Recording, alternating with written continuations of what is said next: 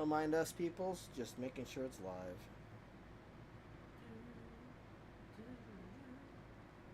Nipples,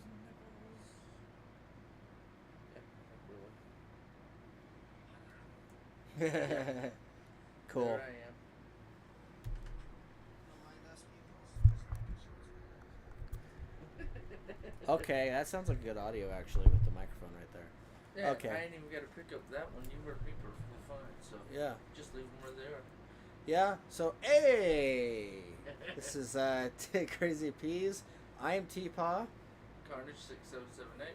and we're gonna talk pretty much. He wants to talk about Bad Batch for a bit. We'll do that. I got contacts recently, yesterday.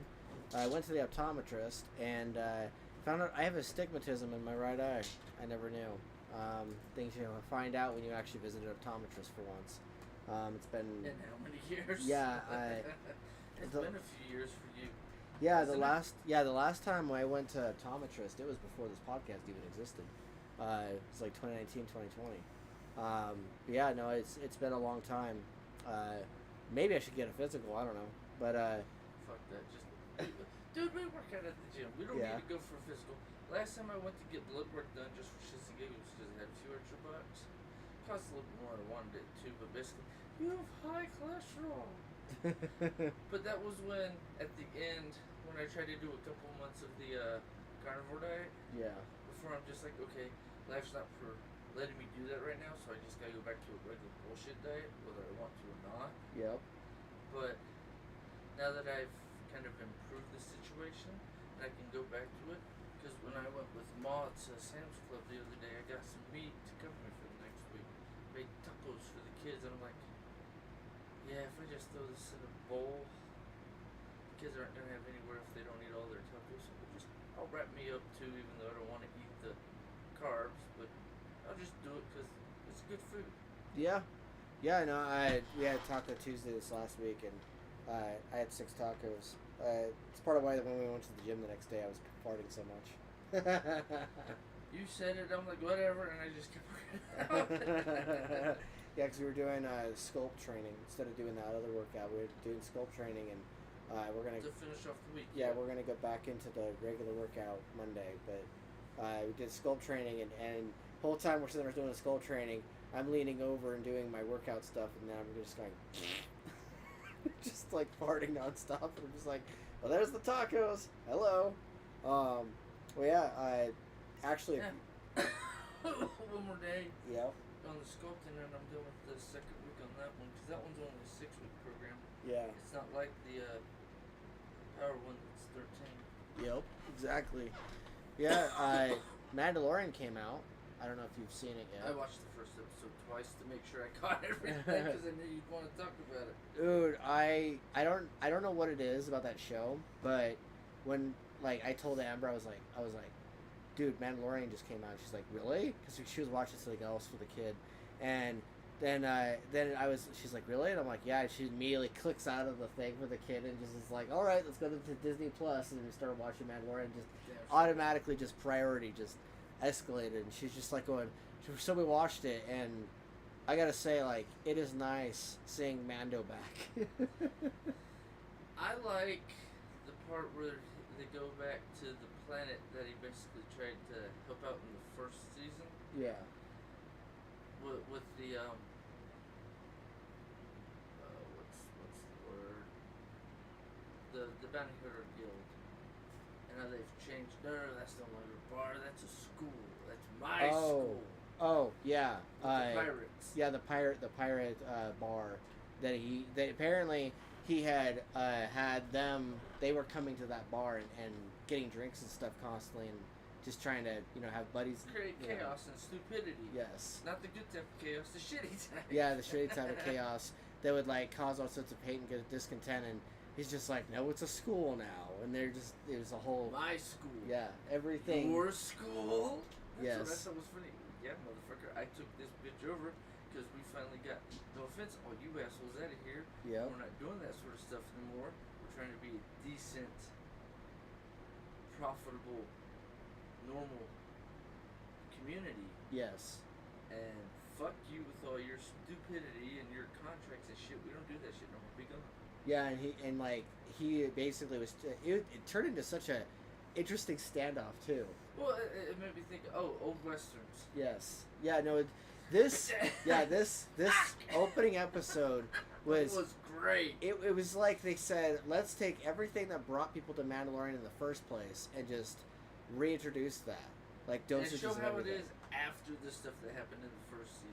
The first 2 seasons, yeah, with like Luke Skywalker and everything, because it's like he's already because the whole point of the first 2 seasons was Mandalorian taking taking Grogu to someone to his kind, as he kept putting it, and then like it was basically taking the pupil or the baby to the place, and it was like that whole thing where he'd go to place to place to place to find where he wanted to take Grogu.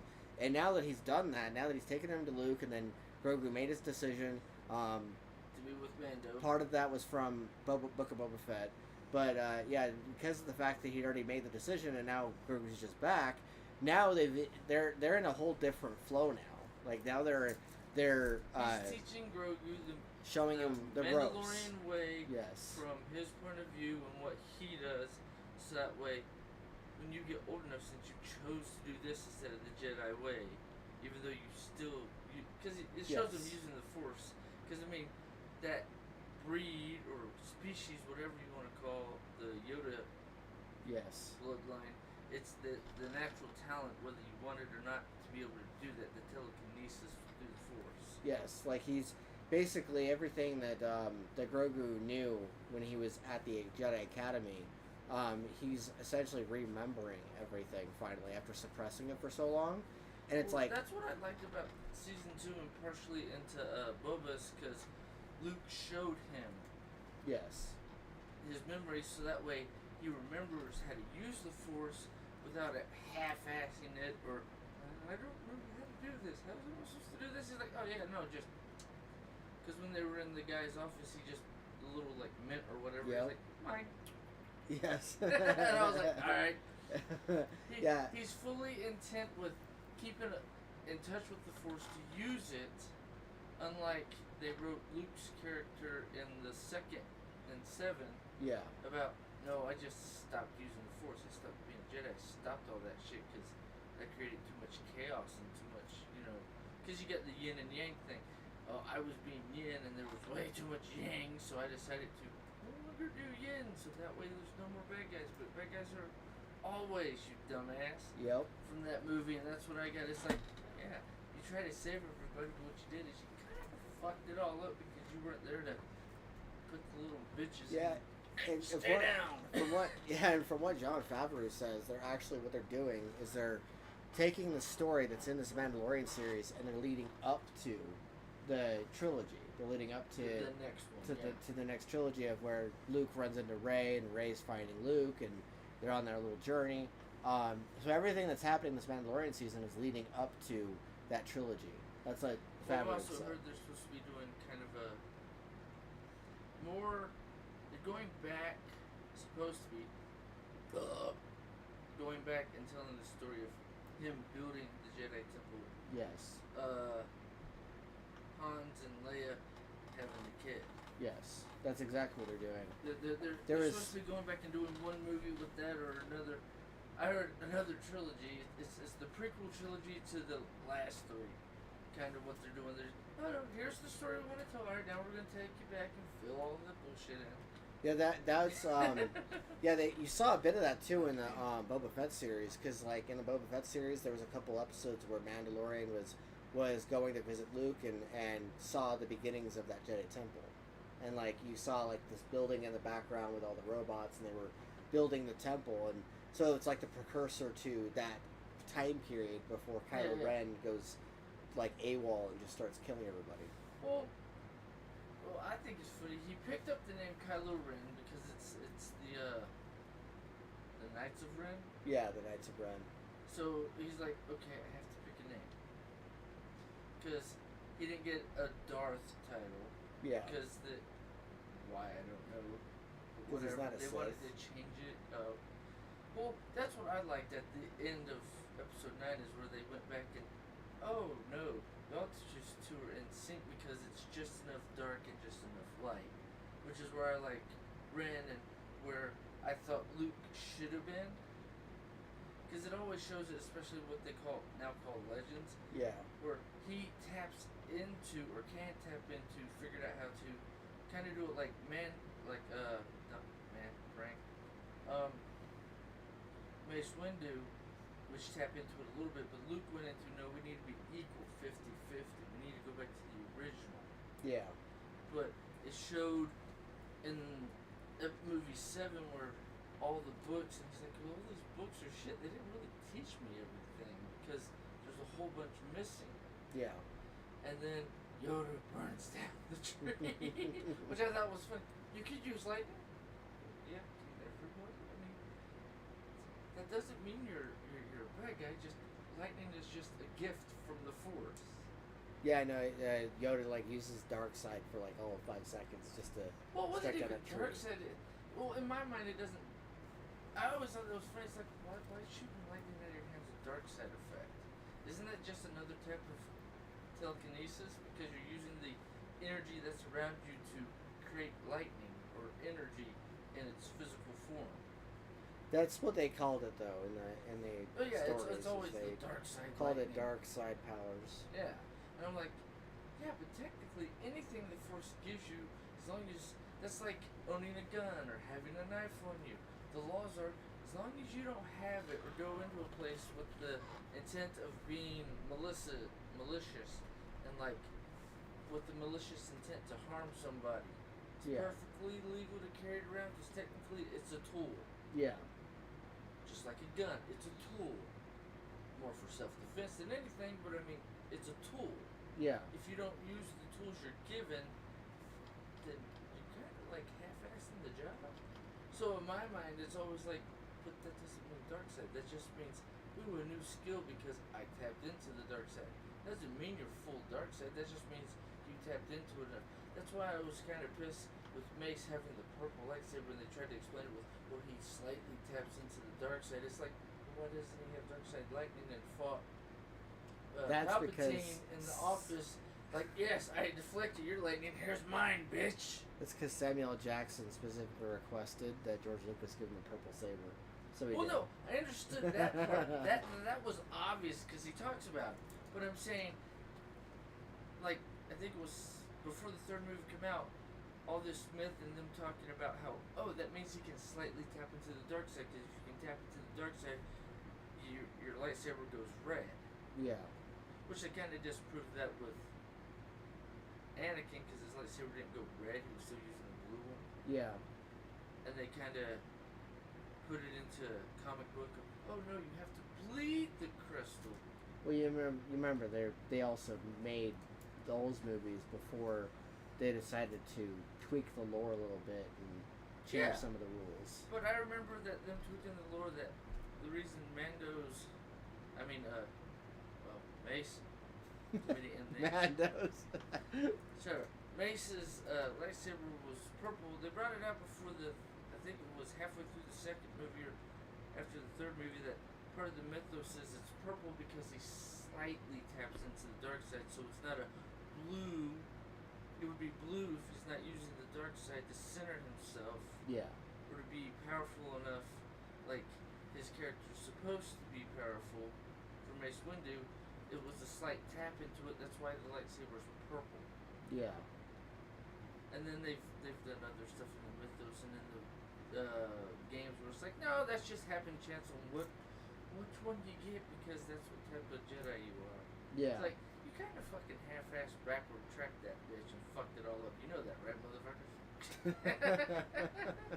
I mean, to be fair, if that was the case, then how many Jedi do you think that would have their lightsabers be bleeding red, though? Like, but see, it's not even bleeding red, though. My thing is, because my color, you know, it's yellow. yeah. And even Amber said when she was younger, I mean, she said even now, if she looks at my aura, it's that bright yellow. It's like that, holy shit, what the fuck?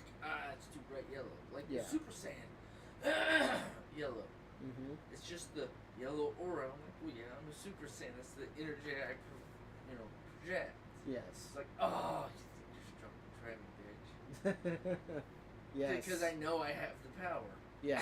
I've never needed to tap into it because I know it's there. If I need it, I pull it out. That's why, like in the Old Republic game, whenever So- you can have your own lightsaber, I always go with orange. Orange Yeah, or purple. right? That's Yeah. me. It's like orange. Give me orange. Why? Because my color's yellow, but I'm slightly evil. And if you're slightly evil, that means a red tint. Okay, that means my lightsaber's orange. Yeah. Deal with it, motherfucker. I ran around as Darth Red because I wanted to play off of Kylo Ren, and then like one of the other characters was Vilus, you know, the character in my story. And so I was like, let's put Vilus Ren in this story. And so I made him Darth Vilus Ren, and he was walking around with a at some point he was walking around with an orange saber, and then later on I gave him the red saber or a purple saber, just because, and like you could play around with it and stuff. I don't know if you've ever played the Old Republic MMORPG. I know the game. Yeah. I've never played it. It's a fun game. A bit grindy, and it's kind of like they called it like World of Warcraft, but like it's the Star Wars version. But I love Old Republic. I've looked into it. I think there's a free one to play, and It is something free to about the play. website, and you gotta go to Steam to download it. And I downloaded it at one point, but the Steam doesn't work, so I have to play it through the actual Star Wars website or some Yeah. shit. So it was all screwy and. Yeah. I'm like, alright, yeah, no, if it's just gonna act all ganky and fuck off. Nope, delete, Yeah. dismiss. You are a cunt. I don't fuck with you. You being a bitch, be gone. Yeah, Sort of it's thing. it's a MMORPG that has like every one of the classes on the story. Whether you're a Jedi, whether you're a Sith, gunslinger, you have what different I thought stories. was funny about the Sith one is like, these are the decisions. Which one do you pick? This one. You're tapping into the light side. You're supposed to be Sith. Sort of thing. But that's what the other character kind of throws back at you. That's a little good, isn't it? It's not what we are, sort of thing. And I'm like, what if I'm the bad guy who's also trying to save everybody? But I'm going to be nice about it until you cross me and then I kill you. Okay. Now I'm the top dick because I killed everybody who's ahead of me. Apparently, they expanded the game a little bit so that you could take a Jedi and infiltrate the Sith, or you could take a Sith and infiltrate the Jedi, or you could even I would take a have gunslinger and being the infiltrate. Sith infiltrating the Jedi, Yeah. being trained as a Sith, or being.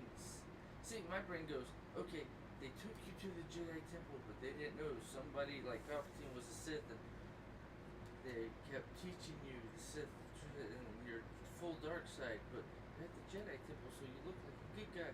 So when you get your light, you have to go pick your Kyber crystal.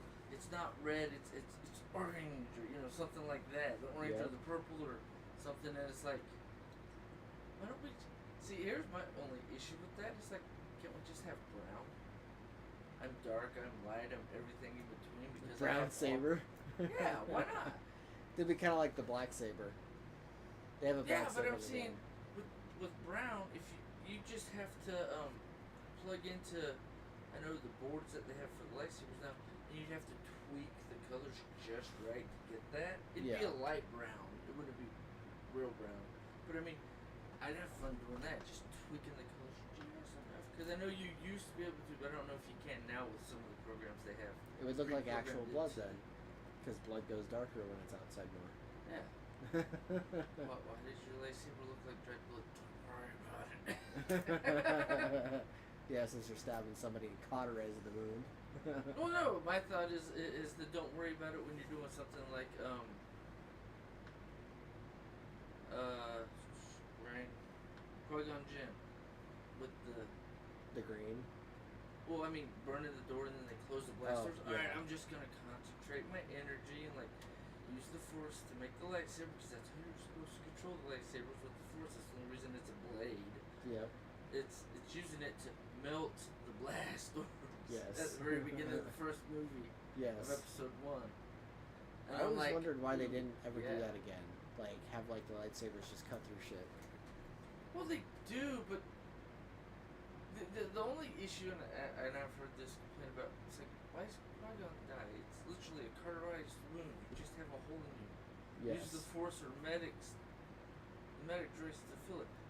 But that doesn't work. He's supposed to die. It's part of the storyline. So the night. Yeah. It's like, it's kind of a bitch move, ain't it? I mean, I understand why, but at the same time, it's like, could you, like, made it like he was healed, Darth Maul came back and killed him?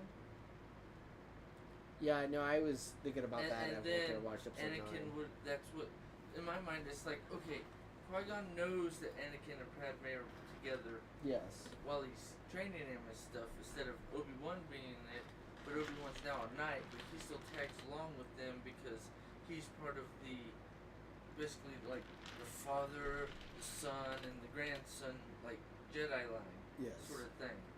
Or the brother and brother, like Obi-Wan says, you're supposed to be my brother. Yeah. And it's that thing that it's just the older brother and the younger brother being taught by dad. Yeah. He's now a knight, so I can't teach him, so I'm teaching him. Yeah. But the thing that turns Anakin more to the dark side would be something happens to Qui-Gon in the second movie. Qui-Gon dies while Anakin's trying to protect Padme and has the nightmares, and then goes to save his mom and kills everybody. You're kind of writing a better movie. I have a better storyline in here. You know I do. I talk about all the storylines I have all the time. Oh no, you just need to tweak this one, this little piece in here, and then look, it's prettier.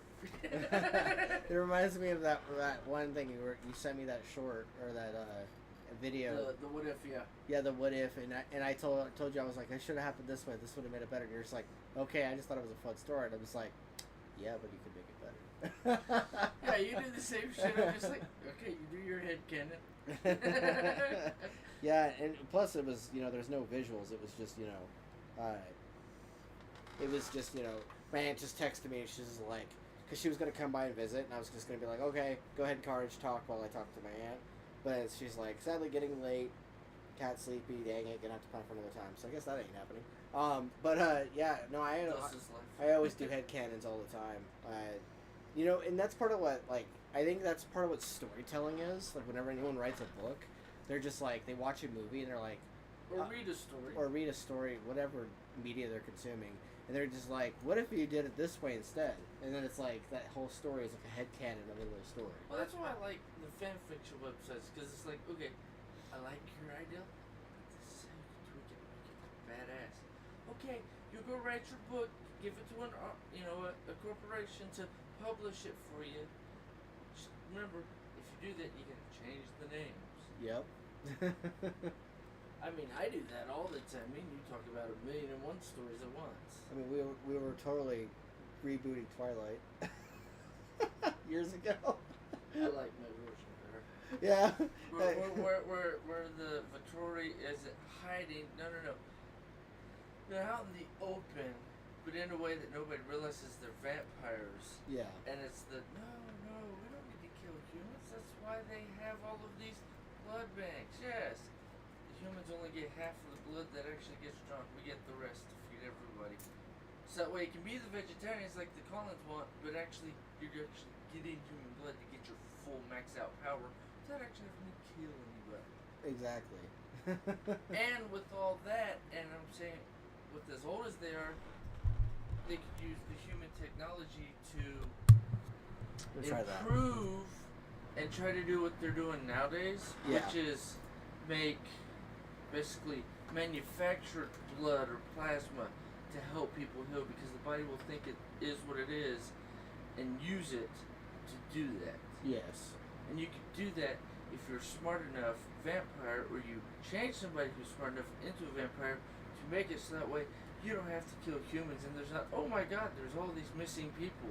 Yeah. Yeah, now there's no more missing people, but yet the vampires are in charge, and nobody knows it because we don't come out in the daylight. We found a loop around, bitch. Yeah. Can you imagine, like, a story where, like, where a bunch of vampires are just hanging out at some place? You don't even know they're vampires. You just know that they're drinking this substance that looks really red. And some of them are just at a stakeout, and, like, there's a giant movie theater. They're just, like, watching movies and getting high and shit. And, like, drinking blood or whatever. But, like, nobody's coming up missing. Nobody's trying to hunt them down. And they're just blissfully in their own sense of peace. Yeah. You don't kill somebody unless you need to or have to, sort of thing. Yes. Yeah, and it's like, there hasn't been missing people in 10 years. Did something wonderful happen? Yes, we took over. Sort of, you know. Yep. And then no, he was, but the who? Shh, child. You remember nothing. Yeah. And then like some serial killer who's like not even a vampire is the one causing the random disappearances later on. But see, that's and, where and it's not even a vampire doing it. Edward's original being a vampire would kick in because he kills the serial killers, the murderers. Yes. So that's, it's like, that's where I was gonna take it. Is yeah. that like serial killers killing random people? They're being questioned by everybody, and then fucking you find out that the vampires actually saved everybody because they killed the serial killer, and you find out that this band of vampires who were just enjoying themselves are the ones offing the serial killers, and they end up being the unexpected heroes. Well, that's the whole super Hang villain. on. Yeah, go ahead. We have to her. Yeah, go ahead.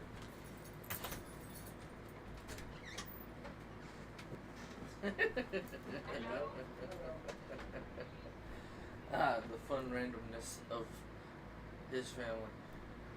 But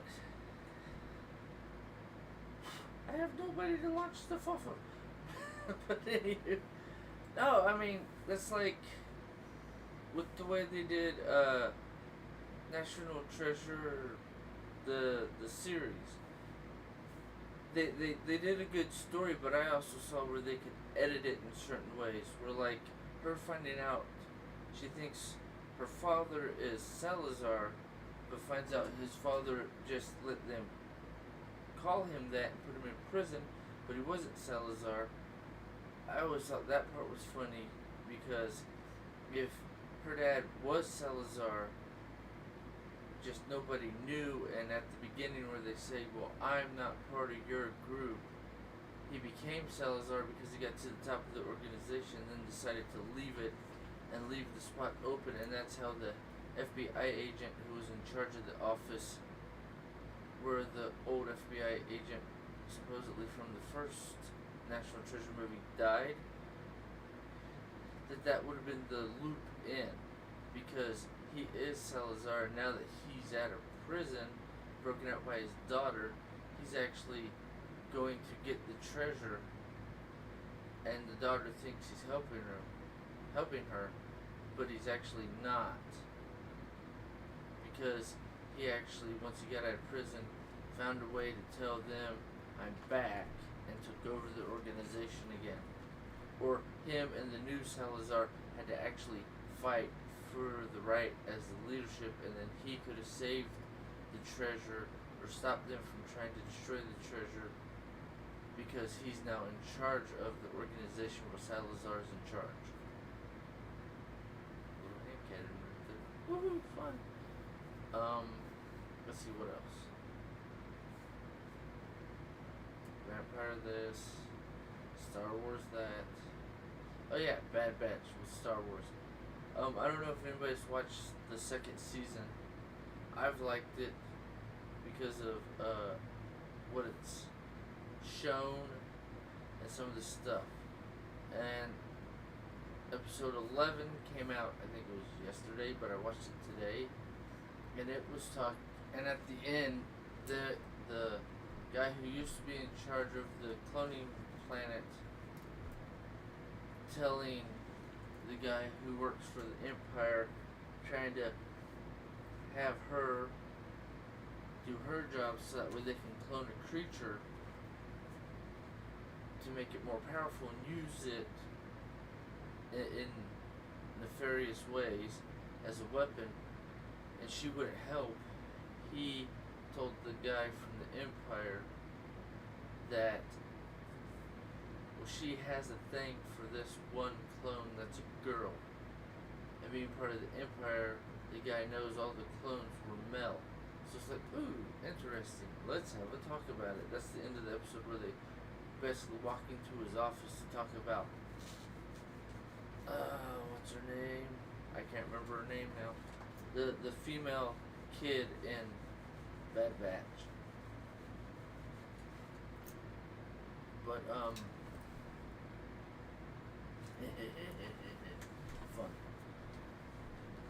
But anywho, the fun part being, in my opinion, is just, it's not headcanon.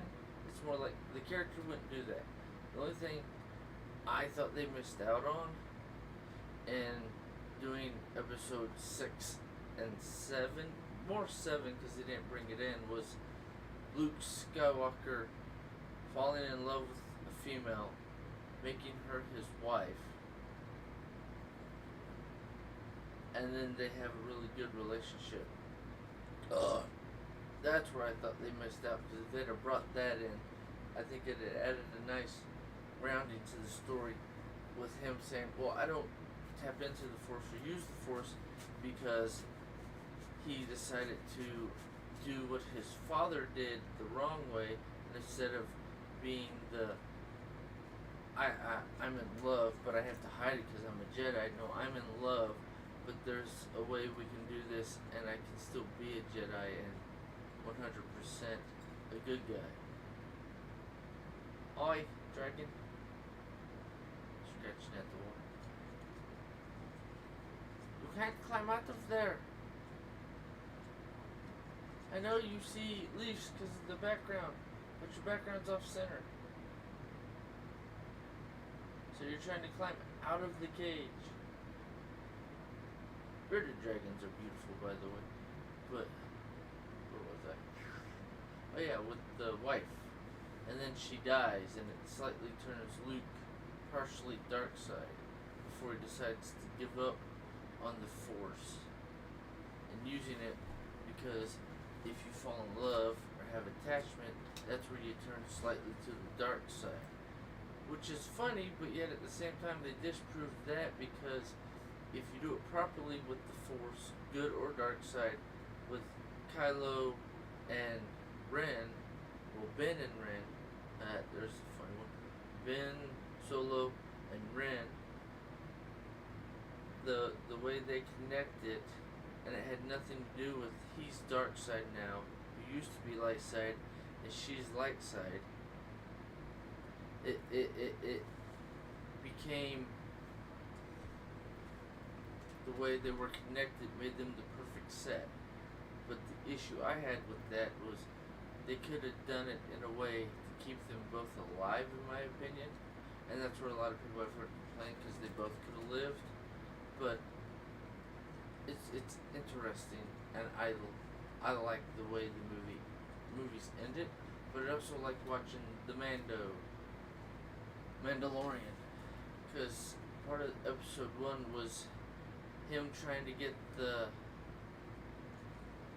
bounty hunter droid that tried to helped him at the beginning get Grogu before they knew his name was Grogu.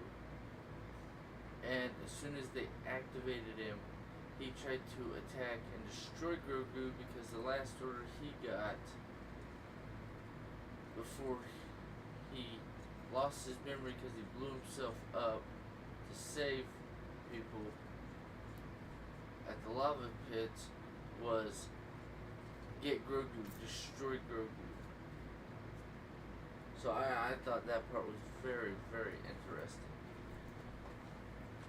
How now in episode 2 he's supposed to be going and getting the part to fix the droid, so that way the droid can help him go to the Mandalorian planet to purify himself to be a member of what the actual, I can't remember the character's name, but the chick who's an actual Mandalorian says it's a cult because it doesn't, because it goes about, or the rules it lives by is different than the actual Mandalorian law and what the actual stuff is for Mando and Mandalorians. So, and because part of their mythos is you're not supposed to take off your helmet, and he calls bullshit, she calls BS to that, and he's like, but this is what I know about being a Mandalorian. This is how I know to do the path, so this is what I'm going to do.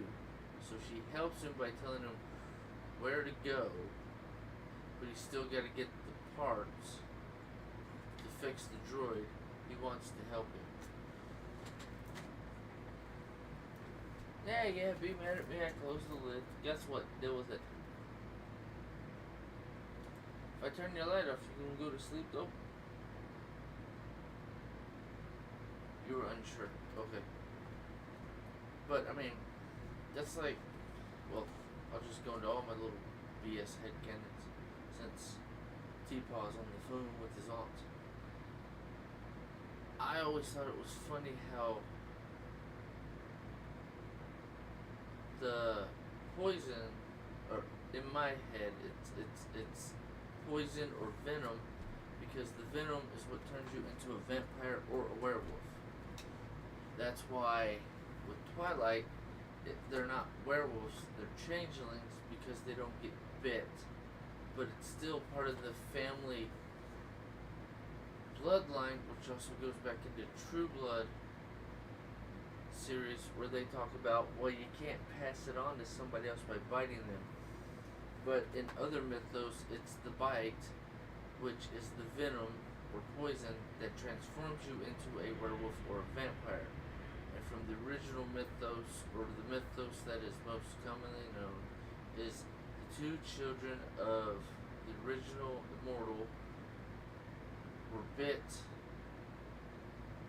by a bat and a wolf, and that's how they turned into, or some sort of adaptation through their father's blood mixing with the mother that made them vampires and werewolves. And the werewolves did become lichens, and the True Blood, no, not True Blood. Is it True Blood? Brain? Not True Blood, it's, oh, now I'm mixing up stuff. But in True Blood, they said it's not passonable because a werepanther, because that's what one of the girls is, they're all inbred hillbillies because they keep breeding with their family cousins and whatnot to keep the bloodline going. But they try to use a human to keep the bloodline going, and they bite him, even though that's not how it's transferred. It's only transferred from father or mother to child. That I like, that part of the True Blood. But also with Rain. My favorite freaking vampire werewolf movie. Oh, what is the name?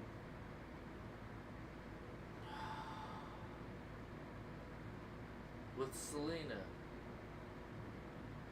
And then Michael, who gets both poisons in his body and turns into a half-breed. Oh, what is his name? What movie is that? That is... I'm having a brain fart. Y'all can put it in the comments, or if somebody's watching, put it in the chat. But...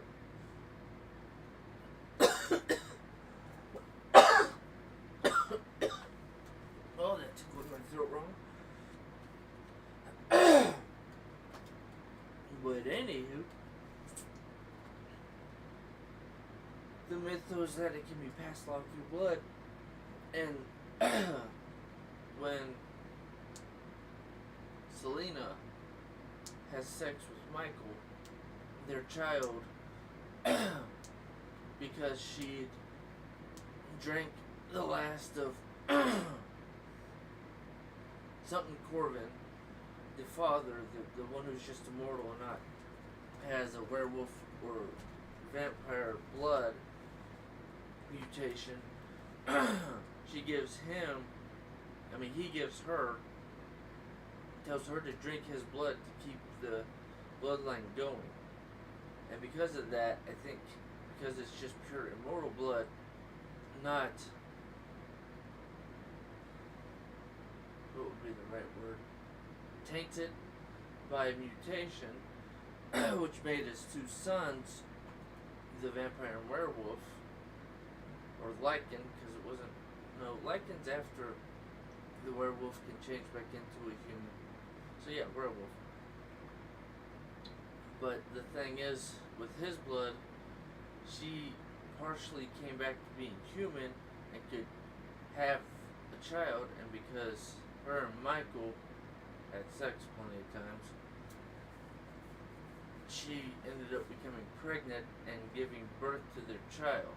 But in the last movie, it was her trying to find her daughter. And the werewolves wanted the daughter so that way, because she has werewolf, well, lichen blood with that got mixed with the vampire blood. She's the one who gave Michael, the vampire, poison, or no, I'm just gonna keep poison. Venom, poisonous venom, which either makes you a vampire or kills you, because he already was trying to change into a werewolf. It changed him into the hybrid, the mixed breed, kind of like the original bad guy from the original movies. The dad killed his daughter because she had sex with, I can't remember the Lycan's name, but it was the first Lycan. They talk about it in the second movie, and how he killed his own daughter because it's a half breed, because they breed it together. So it's just one of those things. But I think because of the way that his daughter was a vampire, that it kind of goes back into the breeding. You can still breed and have children.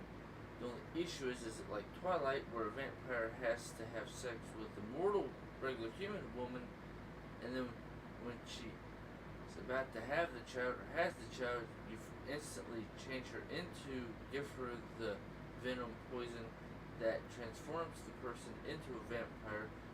But my thought with that is he didn't, and that's why his daughter was around, but not the mother, because the mother didn't survive giving birth or having a vampire child grow in her.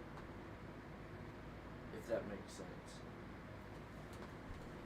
So instead of like Bella, where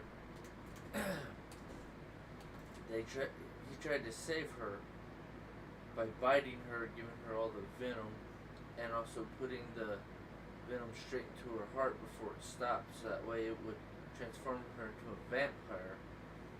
He didn't do that. Didn't try to give her the gift of immortality.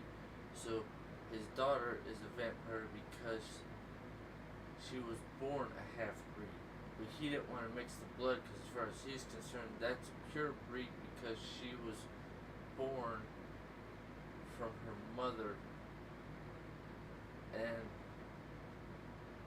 yeah, the mythos there is kind of gray on that spot, because it doesn't really talk about it. It talks about his dad beating the original vampire, telling him to make him a vampire so that we can make a few of his nobles vampires, so that way vampires would be strong. That's kind of the weird part there, because they never talk about the mother, or who the mother is. That's what I always found interesting. And that's gonna bug me, and as soon as I get home, I'm gonna look. Actually, hold up, I might be able to. I just thought of something where I could figure out what it was, because it's on my voodoo. Doesn't want to work. That's fine. No, we're not doing that. All movies, alphabetical. Give me a sec, guys. I'm actually looking for the movie I was talking about. Because I might not have all of them in here, but I know I at least have one of them in here, if I remember correctly.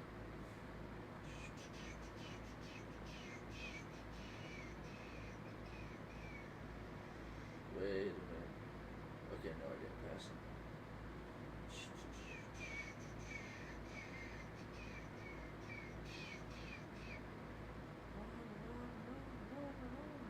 I know what I'm looking for. I'm looking for, can't find it. I fucking will see in a minute. Underworld, that's what it was. Golly geez, my brain. But Underworld, Lies of the Lycans, that's which one. But yeah, it's the thing of has to be pure blood and all that BS. That I never agreed with the whole dad dynamic with how in Underworld the supposed father figure of the movie is also the bad guy, which made sense. But it's funny how he doesn't want a half-breed because that means it's stronger than him. But if that's what you're gonna get, then why don't you make the half-breed, then take the blood and use it in yourself to make you stronger because now you're a half-breed.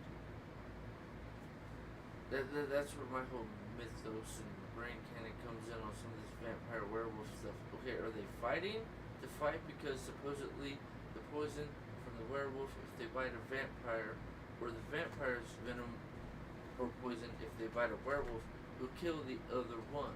So wouldn't you want to make a half-breed of each? I mean a half-breed, a mixture of both bloodlines, so that way you can use that blood from that character once they're old. Well, once they're old enough, or you raise them, and then you use their blood to make it so that way everybody on your side of the battle, whether it's vampire or werewolf, which is what the original supposed bad guy in the first Underworld movie was trying to do, so that way they wouldn't die if a vampire bit them, because he wanted to make it so that way he could use it to make it so the vampires can't kill him. And that's where Underworld, I think it's Bloodline, the third movie or the fourth movie. Well, it's more in the fourth movie, but where they're talking about doing that to make all the werewolves more powerful and immune to being killed by silver, through silver bullets, or the what was the liquid we used? It was a silver. I can't remember the silver liquid's name.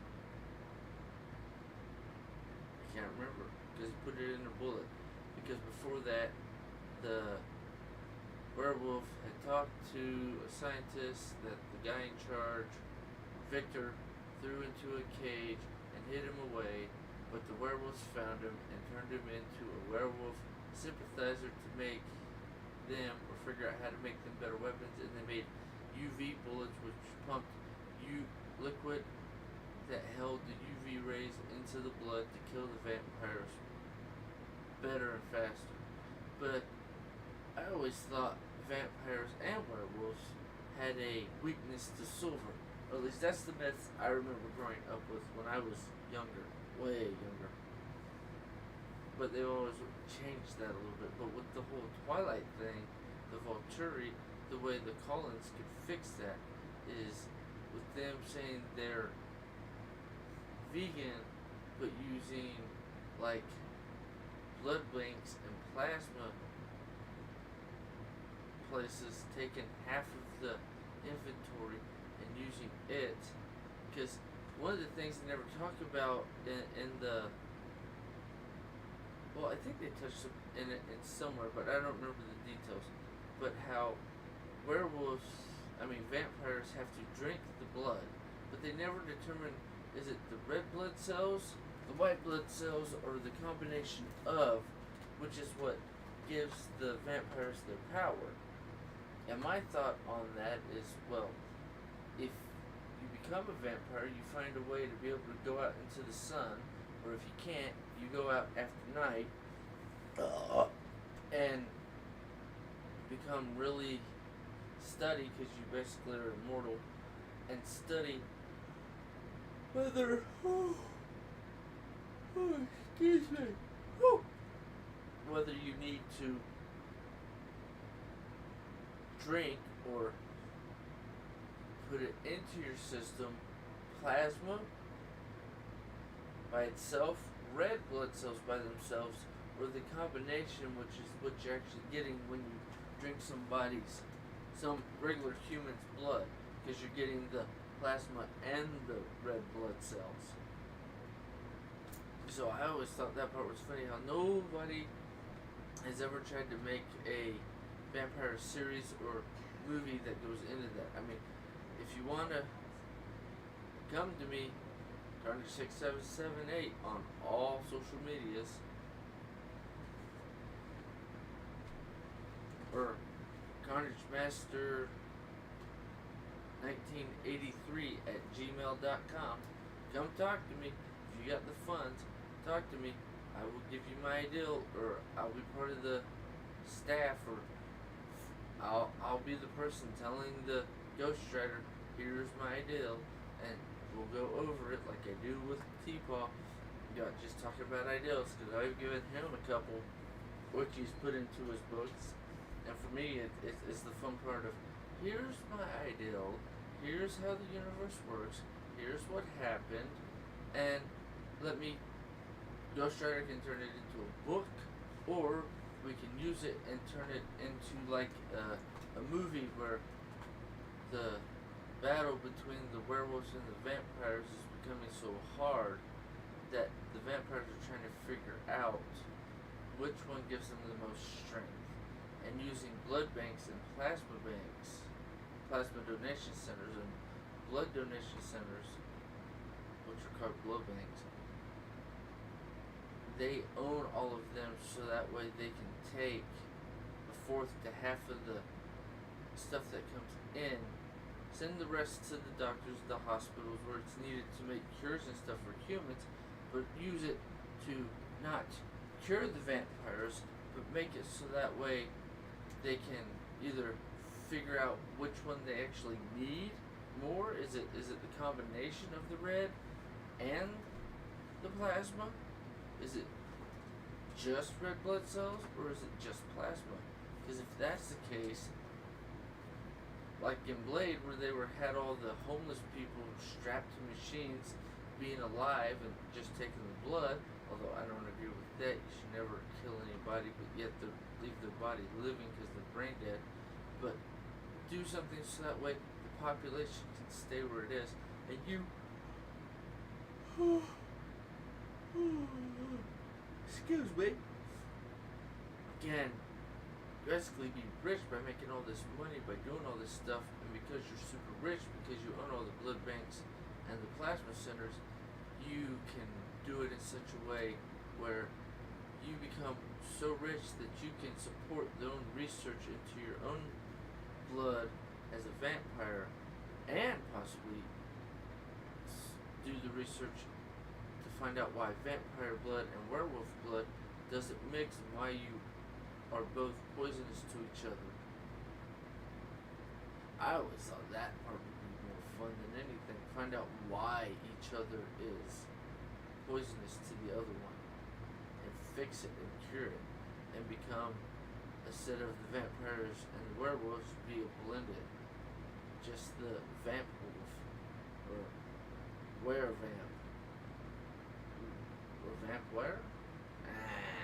Y'all can figure it out what name we should do. Throw it in the comments. I'll read it later, maybe this week. We'll see what happens. But I mean, I would like to do that as a TV series, so somebody hit me up. Or the whole thing is, when you looking into the genetics, kind of do like a not the X-Men, but the whole like mutant genome. Find out how that's one step past the werewolf or vampire genes, because it's just mutating the human genome in a way where it gives certain people superpowers on accident, when it was supposed to be a mutation to change the human race as a whole, but because it didn't change enough at once, it becomes the whole thing like in X-Men and a few of the other things like that, where Magneto's like, well, they're always going to be us purebloods humans versus you mutant humans.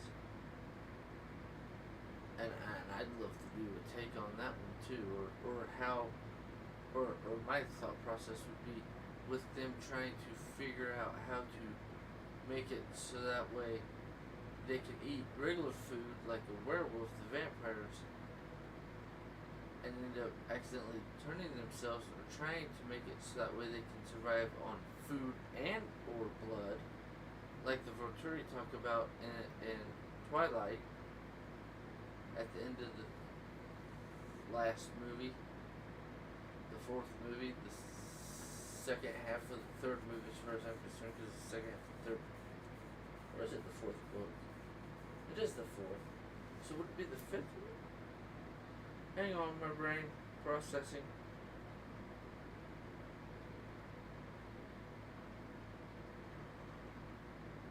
It's the fourth book. It's in the fifth movie, where they talk about, or one of the brothers of the guy in charge of the Volturi says, like us, when they bring the kid who is just like Bella and Edward's child, who's a half vampire. But in my version, they're trying to figure out how to make themselves like that, and through that, some blood accidentally doesn't stay in their lab. Somebody accidentally stamps it or accidentally ships it in a batch of blood going out to the public for people who need blood or for plasma or part of the plasma.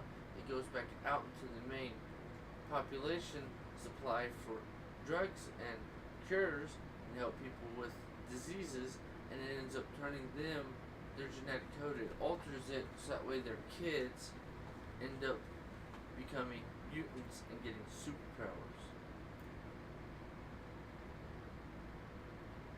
And that's where you bring in the Jedi and the Sith, because we have superpowers, we figured out how to telekinesis, and we can partially see into the future, because with the genetics, it's the if we change the genetics slightly, like add more of this genome or slightly tweak it a hair, we can give people telekinesis. We can give people like Wolverine extreme fast healing, which would be werewolf and vampire, because they both have that.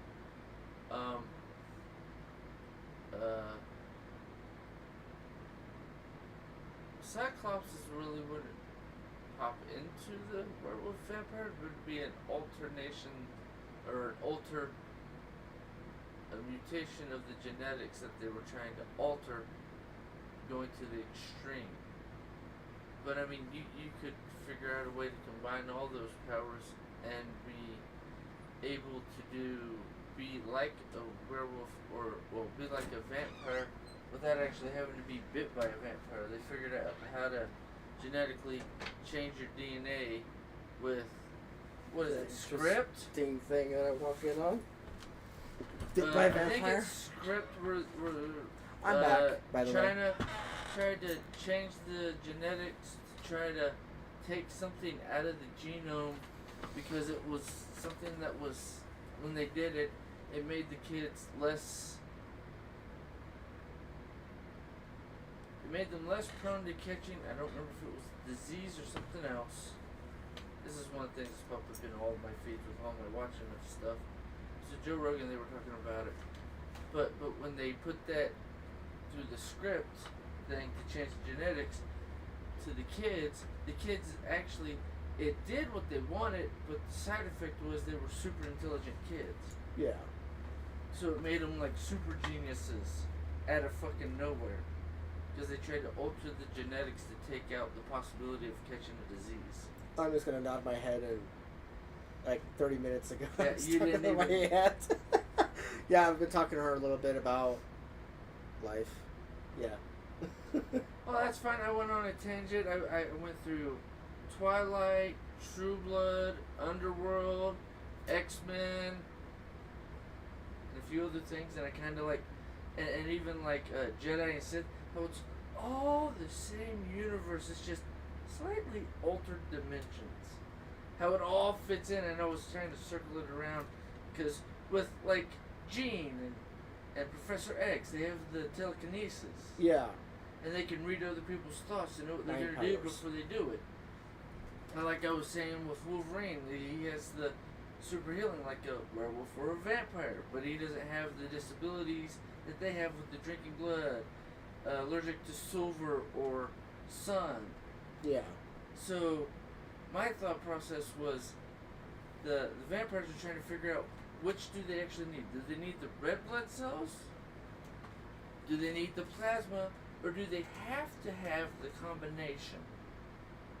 And because they're trying to change themselves so that way they can eat food, like the Venturi say when the guy at the end of Breaking Dawn, Yeah. the other half breed that I can't remember the character. Breaking Wind. She found. The thing was that he's like, I can eat human food and I can drink blood. Yeah. And one of the Venturi brothers said, just like us. Yeah. And my thing is, well, if that becomes diluted after like I've talked about, because that's how they got sensitivity to sun. That's why werewolves have their sensitivity to like silver, because it's a genetic abnormality that happened through going down the line, making more people that breed, Yeah. giving them the poison or venom to change them into a werewolf or vampire. Figuring out how to take that out so that way they can eat food like regular humans and maybe not have as sensitive skin to the sun so that way they don't burst into flames. They just have to be careful in the sun. Like some of the people that have the genetic disorder where the sun could burn them in such a way, basically it's a genetic disorder. The one my wife has with her eyes, but it's for the whole body. Yeah. Some people have it for their skin. What does she have for her eyes on? I don't know. It's extra sensitivity to the sun. She's got to wear sunglasses. Oh, she's got light sensitivity. Yeah. And I some have people have the astigmatism. UV sensitivity, but it's with their skin, and they can get a sunburn almost instantly. Yeah. Okay. But I'm saying that's like with the vampires and werewolves. But what if you fixed it, which is what the main dad character in Underworld in the first one kills his daughter for, and you don't see that one until they come up with the second movie, because it was like, wait, we want to see what the hell happened. Because she bred with the first Lycan, the first werewolf that could turn human. Yeah. Because he was a child of one of the werewolf women. Yeah. So my thought process on that is, why don't find a way. See, he wanted to take it away. I'm like, but what if that's the next step? Them trying to figure out how to fix their genetics, that way they don't have the sensitivity to the sun. Yeah. And they can eat food as well as drink blood, but drinking blood gives them more power. Yeah. Makes you stronger. My thing is, while they were doing the genetic test to try to figure it out or take out stuff, they accidentally, one of the bats of blood, one of the little things like you donate blood into, accidentally got sent back out. It got put into a patch which went into the regular population instead of staying in the batch in the lab to be changed and altered, even though it had already been altered. It actually got put in the regular batch, and it went out to the regular population, and that's where you get mutants like X-Men. Yeah. The vampires accidentally did it. Or the werewolves accidentally did it, you know? Yeah. Or the lab where one vampire and one werewolf decide to team up against everybody else's infighting. The lab work part and like the thing you're talking about there reminds me of the story I've been working on. But I mean, that's kind of like with CRISPR. You can use CRISPR to change your genetics. For me, it's like I take my genetics, Yeah. and then I take some of yours. I take some of your blood, and then I look at it, see where the genome is, see if there's a way to like transfer that part. Mm-hmm. But it only take away the part that makes it where I take twice as long to heal as you. But I'd use that in a way where I heal as fast as you do, but I still have the same benefits of, oh, you tried to hurt me. I don't feel anything, bitch. Sort of thing, you know? Yeah. But on my thought process with the whole thing, you could roll it all in, and because with them, because it went to the population and the blood, you know, spread around, or the genetics spread around because 3 generations down, now mutants are popping up out of nowhere, like in X-Men and stuff. It's a genetic abnormality that all of a sudden happened. We don't know why. Yeah, because somebody fucked up at a lab and it got out. Yeah. But then you get that, but with the people who have, like, what Gene's supposed to be level 5 and telekinesis, you basically are a Jedi or Sith. You can tap into everything. You can see everything. You can do whatever you want with reality. Yeah. Because you're at that level.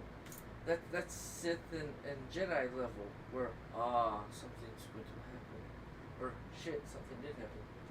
You can hear the million souls three universes away screaming because the whole planet blew up. Yeah. Sort of thing, like Yoda with all the Jedi dying. That sort of thing. But because of the way they altered the genes, what they think is midichlorian is actually part of the original genome that changed. So it's a regular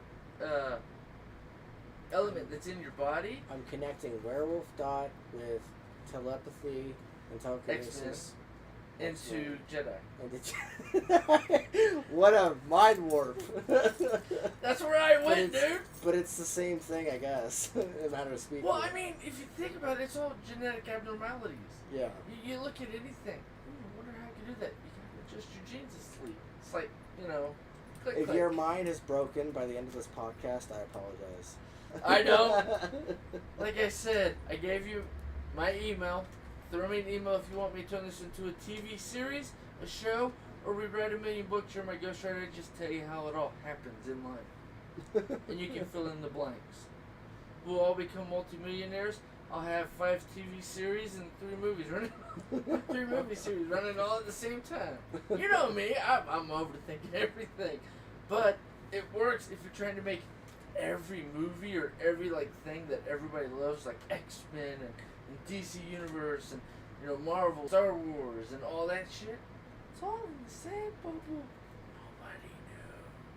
Nobody knew.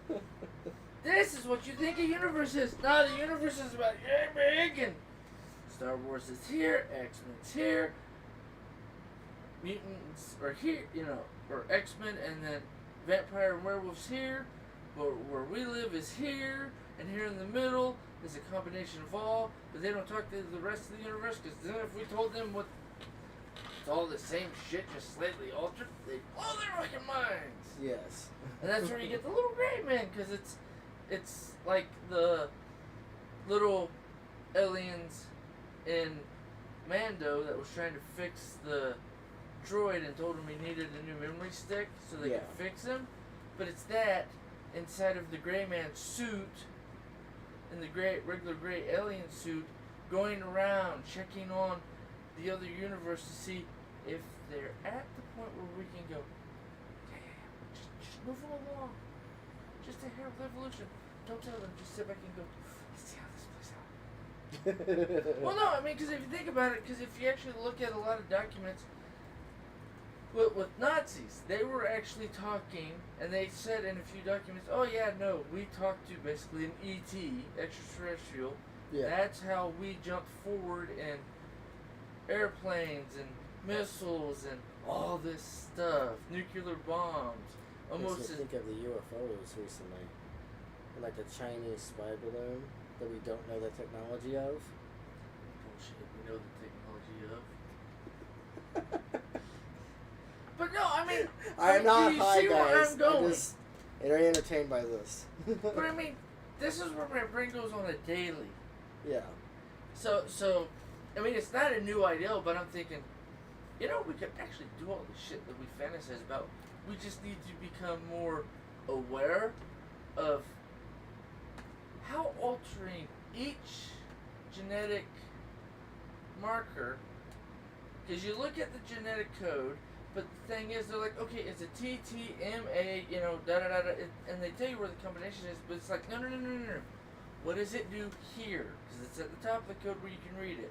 Yeah. Okay, but if we move it down to here where there's another A, just switch the A's, genetics, but because they're in different parts of the code, see if it changes the whole person, gives them superpowers, or just turns them into a veggie. Yeah. That's my thing. I want to deep dive into this shit. Screw the whole science stuff. Y'all want to do the science stuff, fine. I want to do the, let's actually see what this does. Alright, put it back into them. Alright, now get another. Now after you put that into them, get more outside. Well, we can alter. We're just going to pump the new genetics into him until his body gets used to it. Pump it into him and while pulling it out for a week straight, maybe a month. Yeah. while they're out, basically under anesthesia, Yeah. and watch the body. And then after we're done pulling out and putting back in, and changing the genetic code like you do with CRISPR, 'cause that's supposed to be the new thing. It's reminding me of the story where Crush is doing science stuff. But I mean, if you do it, and you don't even have to be funded real well, just you can get a CRISPR machine. It's not that expensive. I mean, it's a little pricey, but if you have a decent sized garage, or you have like a house that nobody's using, buy the house, get it off the market, have an extra house for what? Shh, don't talk about that. Why are you there every night?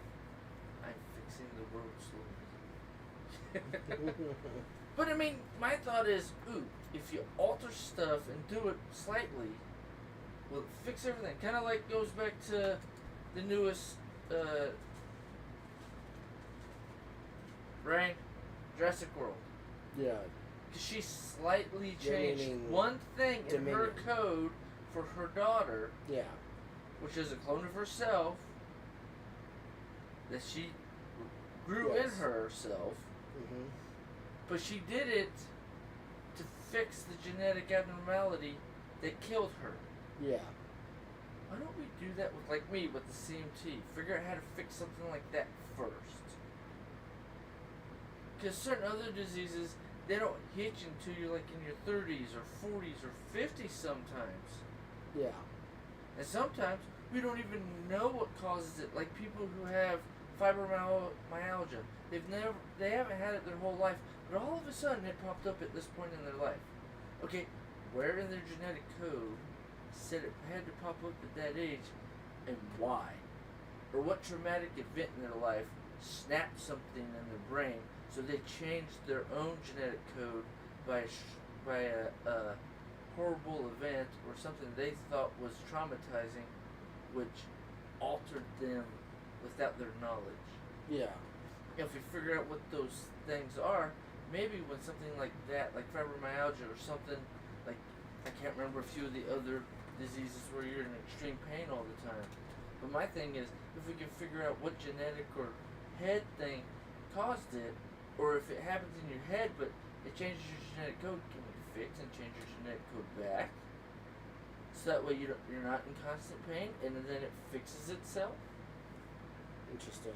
And possibly because it fixes itself, it reverses whatever mental damage you have, because that mental damage caused your physical abnormality or change in your body, so that way you're in constant pain or CMT torment. like a muscle thing or like a Muscle, thing? nerves, and bones.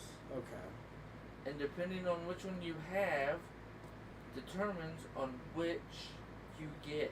There's Yeah. abnormalities of what I have. I have what's called, hey look, he got all 8s. Or look, he got all 1s. I Yeah. basically got snake eyes. I got a fuck you. I got a middle finger. Mm. I got all 6s for the have fun. Yeah. But I mean, you've seen me. I've turned that into a benefit. I don't want to take away all of it. Maybe I want to amp up the not feeling pain. Yeah. The numbness. Yeah. Well, no, not the numbness. Just the when something traumatic happens where everybody else would be screaming and pain. I'm like, oh fuck, I broke my leg. Hey, I broke my leg. Can you help me? While my leg's just sitting there wobbling like a fucking broken stick. Yeah. With the little, the piece that doesn't break that's just hanging there from a not fully dead tree sort of thing. Yeah. That's my thought. Keep that, but alter only the part where my body takes twice as long to heal, or twice as long to get the gains from going to the gym because I have to do twice as much. Yeah.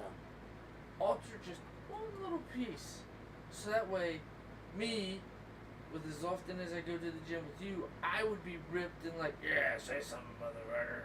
Yeah, because then you'd be twice as big. I'd be jacked as fuck. Because you'd have actual muscle gains. Instead all of the just extra work. maintain. Yeah. Yeah.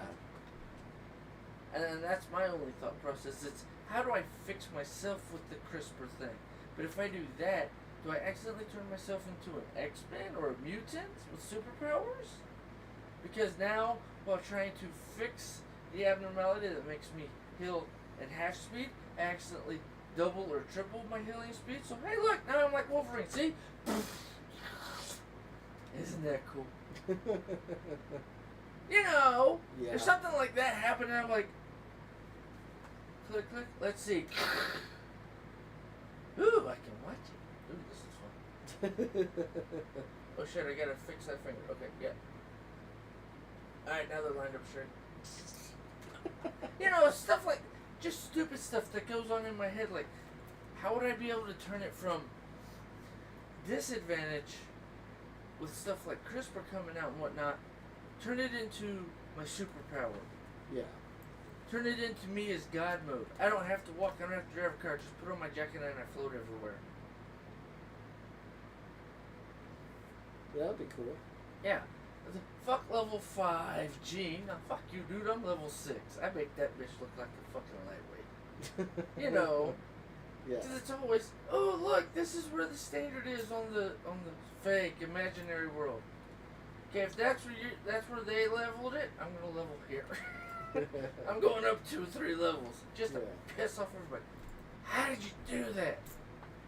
$5 million, and I'll give it to you. $5 million?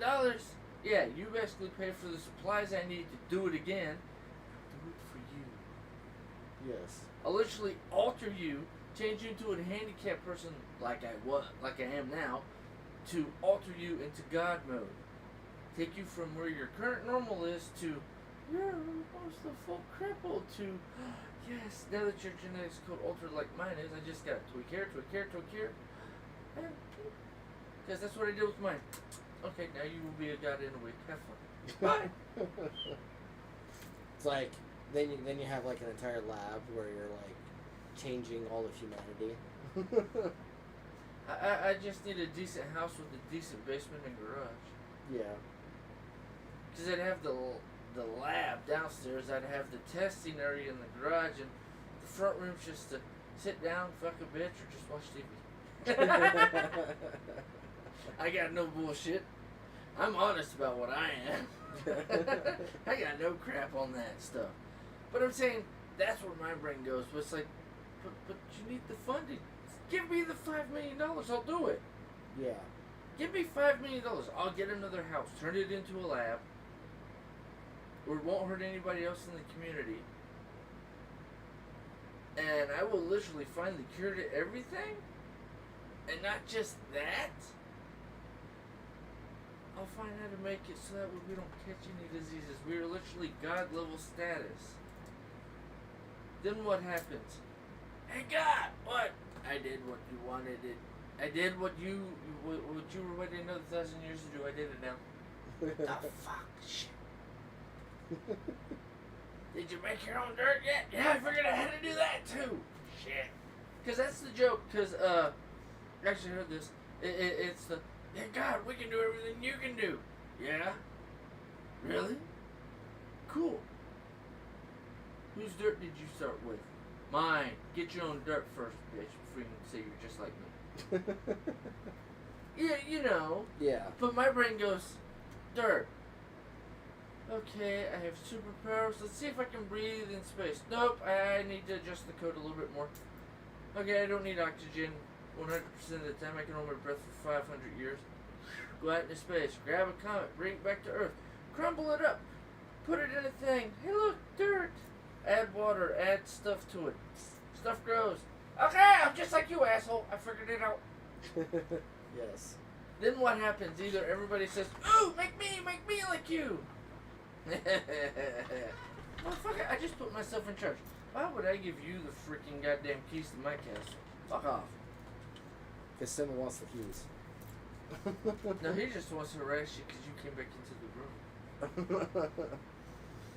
But I mean, you know, that's where my brain goes. But everybody's like, we're like 100 years or 50 years away from that sort of stuff. I'm like, no, we're not. We just got people slowly working on it.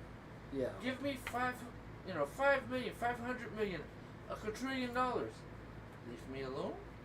Give me 10 years, and I might have the cure to everything and how to fix a lot of genetic abnormalities. Isn't that where like the stem cell research was when Obama was trying to have scientists use stem cell research to fix diseases and shit. Stem cells help your body recover Yeah. from injuries. They can't cure anything. With CRISPR, you could alter the genetic code so that way you don't have certain things happen to you. Like I was talking about China doing it to a few kids, and then they end up becoming like super smart. Yeah. It's the thing of you only need to slightly alter the human genetics to make it 10 times better. Or, because we're only a 2 thing, no, we need to add a third. We need to make it a triple. Shut up, bitch. You don't like it because I'm going to become God and you're just going to be a worthless fucking goddamn pet that sits in the front yard. No, he doesn't like the fact that I was touching his butt. Well, then stop standing there, dipshit. But anywho, but I mean, it's stuff like that. It's like, well, if you can do that, and this is the add-on bonus, why don't we like try to do it with other things? Try to take away the one thing, or for like me, no, we're only a 2-cell. Our genetic code is 2. Why don't we turn it into 3? See how that alters us. See if it evolves us. See if we go backwards. See what happens. Pick somebody who's on the death's door and do it. They have 10 years to live. They have cancer. Alter their genetic code. Cancer goes away, they get superpowers, or their cancer goes away and they die. For all you know, Simba was agreeing with you. Might have been. And you called him worthless. Well, with the way he hissed, that was more of an irritation hiss, so you're gonna bitch at me, I'll bitch back. He's saying, you're touching my butt and it hurts. Shut up, he's not sticking his dick in your ass. That's your boyfriend's job, ho. But anywho, hey, you always talk about Dave and Simba being butt buddies. Yeah, that's a whole new level. But I mean, okay, if I can do that to my own code, I turn myself into a god, or equivalent of god to what everybody else would think. Okay, now we have cat humans. Okay, now we have Planet of the Apes people. Simba's like, you are now a superior race because you're a cat human. But I mean, it's the thing. It's like, you can't change the genetic. You can't do this. You can't do that. Actually, now with the way the technology's coming out, you probably could. Oh, you want to be a girl? Okay, I'll give you the genetic change. If you don't like being a woman, come back in 6 months. Why? Because it's going to take 6 months for it to fully finish, and then you have 6 months after that. Because if you come back after any later than that, I'm not going to be able to fix your code. Yeah. It's like recoding a computer. Add more code, or take away, or alter the code. The human body, what's the code? Your genetics, your blood, your plasma. The shit that runs your whole goddamn, the way you interact. That's also mental. But if you can control the mental part, like there's always me talking about the spirit is separate from the body, the only thing that attaches your spirit to your body is your brain. So if you find a way to master your brain and it does what you want, not what it wants, your subconscious, well, this thing has happened before, so I should act like this. How about we don't act like that? We're just the badass and say, trying to slow me down, bitch. Yeah. Like I always talk about the mentality. It's like, oh, you think I'm gonna stop? You're stupid, aren't you? You can't slow me down. Just because you don't listen don't mean I ain't gonna keep saying and preaching. Bring it. That's why I don't like the Potter House. Fuck you, that's my name, motherfucker. Stab your asshole in charge and take over, fix the whole world. Potter House is in Layton. There's one in Layton. They're all over the place though. But I'm saying that's my last name. I should walk in there. Fuck you! You all owe me a blowjob. You're in my house. What? What's the name of the building? The Potter House. My last name's Potter. You all are my bitches. do your job or leave. The person who owns the building or is the guy in charge of that building comes up to me. Who are you? I am your God, because my name's on your church. I see that going over well. I see one of them shitting their pants like, what the fuck happened here?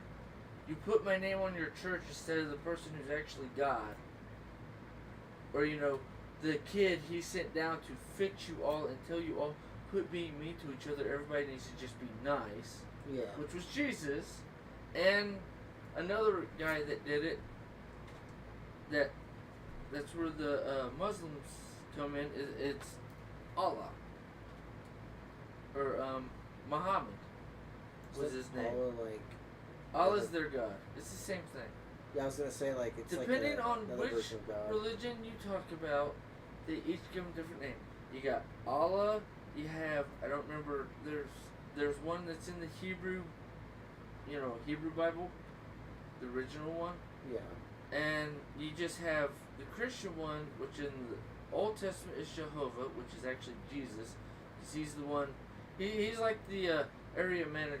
He was just taking care of the shit because Dad told him, okay, here's the list of shit, dude, go do it. Don't fuck it up. Yeah. But he fucked it up because it's his first planet, so you always get one tester. And then you have, Jehovah's Dad. And depending on which religion you are, depends on the name, too. Because I've heard him called a few different things. Is Jehovah Jesus? Yeah, Jehovah's Jesus. Huh. Why did I never know that? Just the way you phrased it. How did you not know that? That's like Lucifer. You mean Samael? Because that's his actual name. Just the whole thing of Jehovah's Witnesses. I always thought it was something different. Jehovah's Witnesses are saying, no.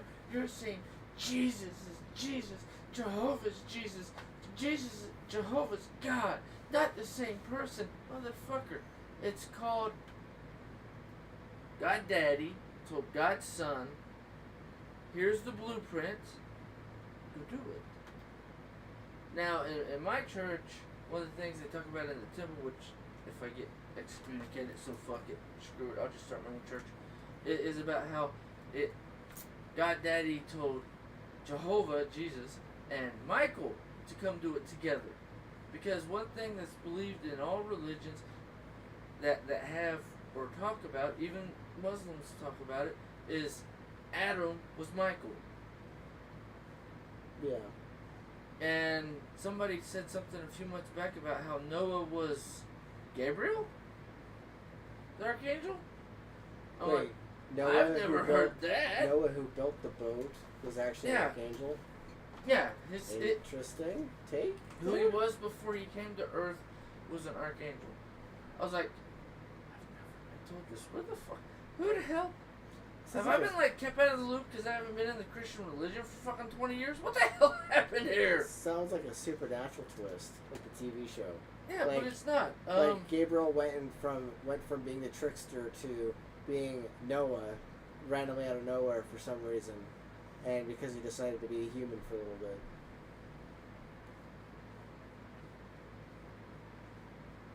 That is so interesting. Off. No. I think the cat likes this rub. Which archangel was Noah? This is the kitty, and the kitty's being rubbed. Shut up! You interrupted. Me? Yeah. Yeah.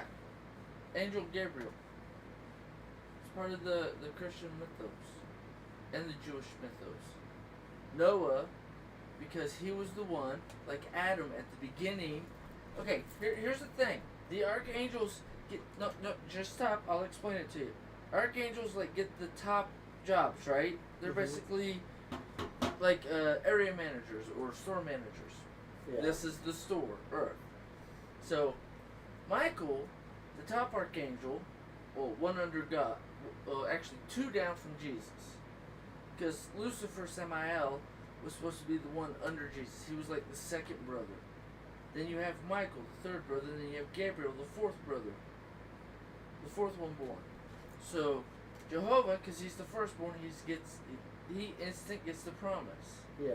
You're the firstborn, you get all the rewards. And all of the bullshit that comes with it.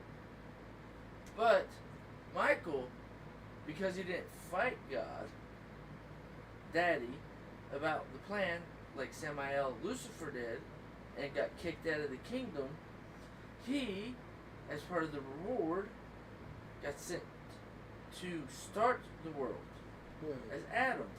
Now think about it this way. Noah, if he's Gabriel, the fourth brother, he restarted the world because he had kids. Daddy God told him, I'm going to flood the whole damn place because all these assholes are just sinners and fucking each other, cousins and whatnot, brothers and sisters are all disgraces to the human race of what it's supposed to be. All the interbreeding. So technically... Mass murder! Well, yeah, because Jehovah, Big Brother, said, alright, they're not doing what the fuck they were supposed to do. Build a boat, bro. Take your family. He's basically an archangel because he's restarting the world. The starter of the worlds is always an archangel. Because technically, by the Christian religion, Jehovah, Jesus, is the first archangel. So he's the Messiah, the chosen one, supposedly, right? Yes. So, because of that, he gave his brothers the basically the reward for staying with Dad and not going with Samael and fighting against the plan that they know is going to work because Dad's done it 1,000,001 times. This blueprint works. Just shut up. We're just going to do what we're supposed to do. So because of that, because Samael fought, he's the renounced son. The you're no longer my son, be gone. Yeah. Okay. So the funny part with that one is, in my head, is because the other ones didn't fight, they got the reward. They got to restart the world. Yeah. Because they also lived, I mean, if you look at the beginning of the Bible, most of them lived till they were 900 something. And we were talking about, I think it was last podcast, about how one day to God is 1,000 years on this planet, right? We're having that many issues. Go on the floor. Remember how we talked about that? Yeah. And how I was saying, yeah, you'll die in the same day you eat the fruit of the tree of good and evil. Yeah. Basically the fruit of knowledge. So they ate the fruit of knowledge. They died in the first day because a day for God is 1,000 years on earth. They lived till they were 900 something. So they lived within that first day. Yeah. As far as God's concerned, or Jehovah is, because he's still going by Dad's clock on his home planet. Yeah. Of Collab. I've heard it talked about that. That's supposedly the name of it. It's like 10 universes that way, like a million light years. Yeah. But I mean, this is stuff I remember from being a kid, though, dude. And this is just, my adult brain processing it. Yeah. But I mean, and I always think it's funny that the Jews or the descendants of the 12 tribes of Israel, most of them who believe in the Judaic faith is, well, Jesus was our Messiah. It's like, dude, he made you. He's the brother that did what Daddy said and gave you bodies. Yeah. Oh, and here's another real twist that popped into my head when I was saying what I was saying. Just some random thought. Well, here's my thing. If Cain and Abel, Cain killed Abel, right? Yeah. But Cain's offspring were supposed to have marks on their bodies, so that way everybody would know who they were up until when God came back to the earth to basically the end. Yeah. To hit reset and take those who'd done what they were supposed to do off and burn the rest in eternal torment and bullshit. Yeah. So here's the thing. If the flood happened because Cain's descendants got so massive, they overwhelmed the descendants of the other children of Adam and Eve, and that's why God had to reset the world. So there are no more descendants of Cain. So the whole black and white, well, we're the real descendants of Adam and Eve. Y'all are just the descendants of Cain. Yeah. Of the bad side of the family. Technically, nobody's the bad side of anybody. Because if you believe in the flood mythos, then that means they didn't survive. Everybody died. Or at least a certain part of the world died. Well, no, I mean, it goes back to, I can't remember his name, I'll pull it up. One of the guys that I like, because I have his book right here. Well, technically, if Graham Cain... Hancock, how he talks about how the San Andreas something or other, the line, basically where there's like the burn spot, but there's also another line. What country or what part of the world was Cain and Abel even in, or what was part of the world that Noah was in? Like, wasn't that like that's supposed right to after be Pangea? Israel Mm-hmm. and Jerusalem, that region. Okay. Because we were talking about it last week or 2 weeks ago when you were falling asleep. I was talking about how Antarctica is actually the Garden of Eden. Mm-hmm. And when Adam and Eve fucked up and ate the tree that gave them all the knowledge of all the worlds and all the universes, Yeah. at least that's how I see it. Because the only way you can know the knowledge of all good and evil is if you know the knowledge of everything. They basically got God's knowledge. Yeah. So my thought process on that is he put them to sleep, picked them up, took them off planet, basically spaceship them. Took them off, then the planet rotated, so the South Pole that was here in the equator zone, the whole world just shifted. It's crustal displacement. Yeah. Because the whole thing shifts. I mean, we're already experiencing it now that it's doing this with the North Pole and stuff. Oh, the Pole because and everything. The sun used to come up here. Yeah. Now it comes up over there. It used to go down there. Now it's going down over yonder. So, east and west is not where it was. Yeah. So north and south, if you look at a compass, are slightly off too. So that's happening now? It's constant. It's a constant part of this world. Interesting. Yeah, see, you were falling asleep when I was going over this. 2 weeks ago. Fair. That's fair. Something I was realizing, I'm like, does that mean that Cain would have been maybe, like, African or maybe, like, Egyptian? Because they always depict them as white. Okay, but here's the funny part. Okay. Jews, or people actually from Israel and Yeah. Judea, aren't they white? They're just slightly tan. Native Americans, they're slightly tanner. Black people, you just fucking got baked, jackass. No, that's tanning to the extreme. You got tan, you didn't lighten your skin, or your skin didn't lighten, it got tan again. Didn't lighten, got more tan, didn't lighten.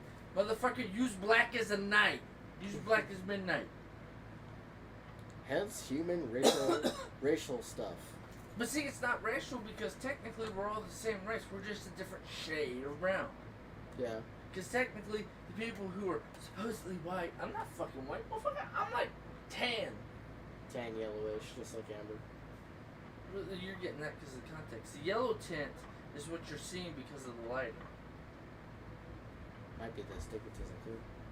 Slightly. I'm suddenly like realizing and thinking, I'm like wondering if people's skin color looks different to me. No, do this. Okay. Just find something in the room that you know is a specific color. Look at it with one eye, then look at it with the other eye. There's a slight difference. One eye sees more yellow, and the other eye sees more blue. That is so interesting. Have you never noticed that? I've never paid that much attention to what each side looks at. I do. Like what coloring is coming out for me. That's like people who have color blindness. If you do this, hey. That looks more yellow. Whoa, shit, wait, what? Yeah. The yellow is slightly yellow is slightly different for this eye versus this eye because astigmatism is seeing more of a fanning color. It's a brighter yellow, isn't it? Yeah, it is a little bit. And this eye is darker. Yeah. For the yellows. Because that's more of a blue. Yeah. You need something that's blue and yellow that you can look at. Like, that's orange and blue, the little pictures. Because it has the orange and it has the yellow on the top. And I bet you if you looked at it from one side to the other, you could tell the difference. I actually talked about that with the optometrist. Because I brought it up. But that's to a natural thing. I asked him a lot if of it was people weird. don't realize it because they never do this thing. They never close their eye and actually cover it to fully like see the color that one eye sees. Yeah. Compared to the other eye. Yeah. I've been doing that shit for years, dude. It's like, is that? Okay, it looks green here. Oh, okay. No, that's yellow on this one. Oh, no wonder it looks like it's lime green. It's perception. And if you're aware of your perception, like I am, because I've been doing stuff like this for years. It's like, okay, say what you're going to say. Okay, say that again. Oh, I know why I heard what you said. Okay, thank you. Each ear hears it differently. Yeah. One ear is usually the one that hears sounds better than the other one. That's why I always have my Bluetooth in this ear.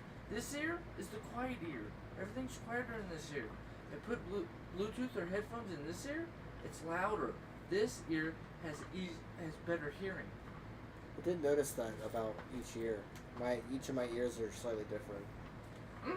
Like I can hear things more in this ear than I can in this ear, for instance. Yeah, and you're right-handed. Yeah. So that's where the dominance is. Your left side of your brain controls the right side of your body. And if Yet you're right-handed... Yet the right eye has astigmatism. Yeah.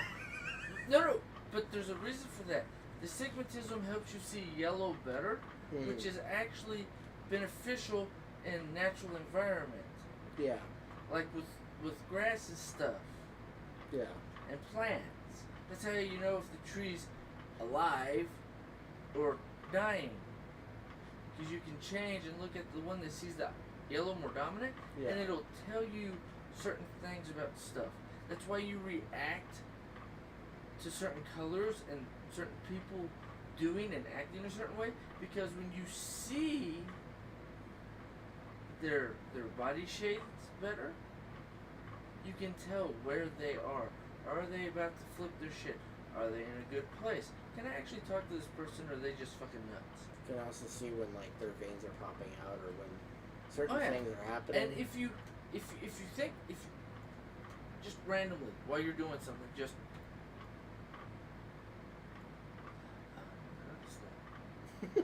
no, I mean when like people watching, do it. You'll see a completely different world, and then when you open both eyes, the awareness is astounding. That's what the doctor said. Dr. Tipton at Walmart. He was saying that. He was saying to try covering each eye and looking at things with each eye differently. That's why I just use my hand. I take off my glasses. I asked him why, and he's like, well, you could see things differently with each eye. And he's like, with your prescription being different in each eye, it would be amplified for you. But see, I have different prescription in each eye. This one's my weaker eye, so it needs a stronger prescription than this eye. So this one's perception is better for actually seeing the objects in front of me. This one's better at seeing the whole picture because it's not a solid object. I see the energy fluctuation of everything with this eye. But because I'm not like Amber or Teresa, I don't see the auras. But I see you as who you truly are because I see both sides at all times. And me telling you what I've seen and my viewpoints and my viewpoint on the way history and certain things work. Yeah. You even said that you started to do some of the stuff I do. It's like, because you are very similar to me because you have the same yellow, blue. Yeah. You are very similar to me. That's why we get along too. Yeah. Well, we have our disagreements. I'll give you that. Because that's just part of being a human. That's part of the human condition. There's always going to be a slight disagreement. Yeah. But if you realize how similar you are to everybody else or other people in the same sex, Mm-hmm. or even some people in the opposite sex, you're like, oh, I know what you're gonna do. All right, we'll sit back and watch. Yeah. Because certain people, and half of it's trauma, but the other half of it is how they process trauma. Mm. The way I process trauma is different than most everybody. Yeah. And you've seen it and you've adapted to it because you see how I'm not in just a shitbag, oh, everything's crap, everything. The world's going to shit, I don't care, I'm going to be awesome, I'm going to be me. Yeah. And you like that attitude, so you're like, Yes. alright, I can adopt some of this shit. Yeah. No, that's the thing is it's like, and what's funny is the chaotic neutral mindset pisses off a lot of people because they want you to pick a side. And they want you to pick a side. They want you to pick their side. And you're just like, But I picked both sides. right? What do you mean? Exactly. This one has a point, but your cutoff line was 2002, so go fuck yourself. That's no longer relevant. And this side's valid because that's the way these people are. So shut up and quit bitching about it. Okay, now we're to reality and what's true. That has nothing to do with what we're talking about, and you're just bitching about that to have something to bitch about. Now let's talk about what's real and what's actual. What's funny is I told the wife today, and I told her I was like, any and all rage that you have towards my next comment will be irrelevant. And she's like, wait, what comment? I'm like, I saw somebody posting something on the internet about everyone's favorite fucking topic, entertained. And Amber's like, Was okay. it one of the ones I sent you? And no, it was something somebody else said. And I told her, I said, I told her this straight up. I was like, this is coming from a chaotic neutral mentality. And she's like, okay, you keep saying that now recently. And I'm like, yeah, because I realize that's what I am. I told her, I'm like, from a chaotic neutral mentality, the world that we live in, sociologically speaking, created the need for an entertainment. It did. Like, it created a need for it. Because you got one side who is, gender male or gender female, either side. Gender fluid people. Whatever. You have people who are fighting for one side, aka they say that they're for the females, they're called feminists. My buddy told me recently that feminism means actual equality.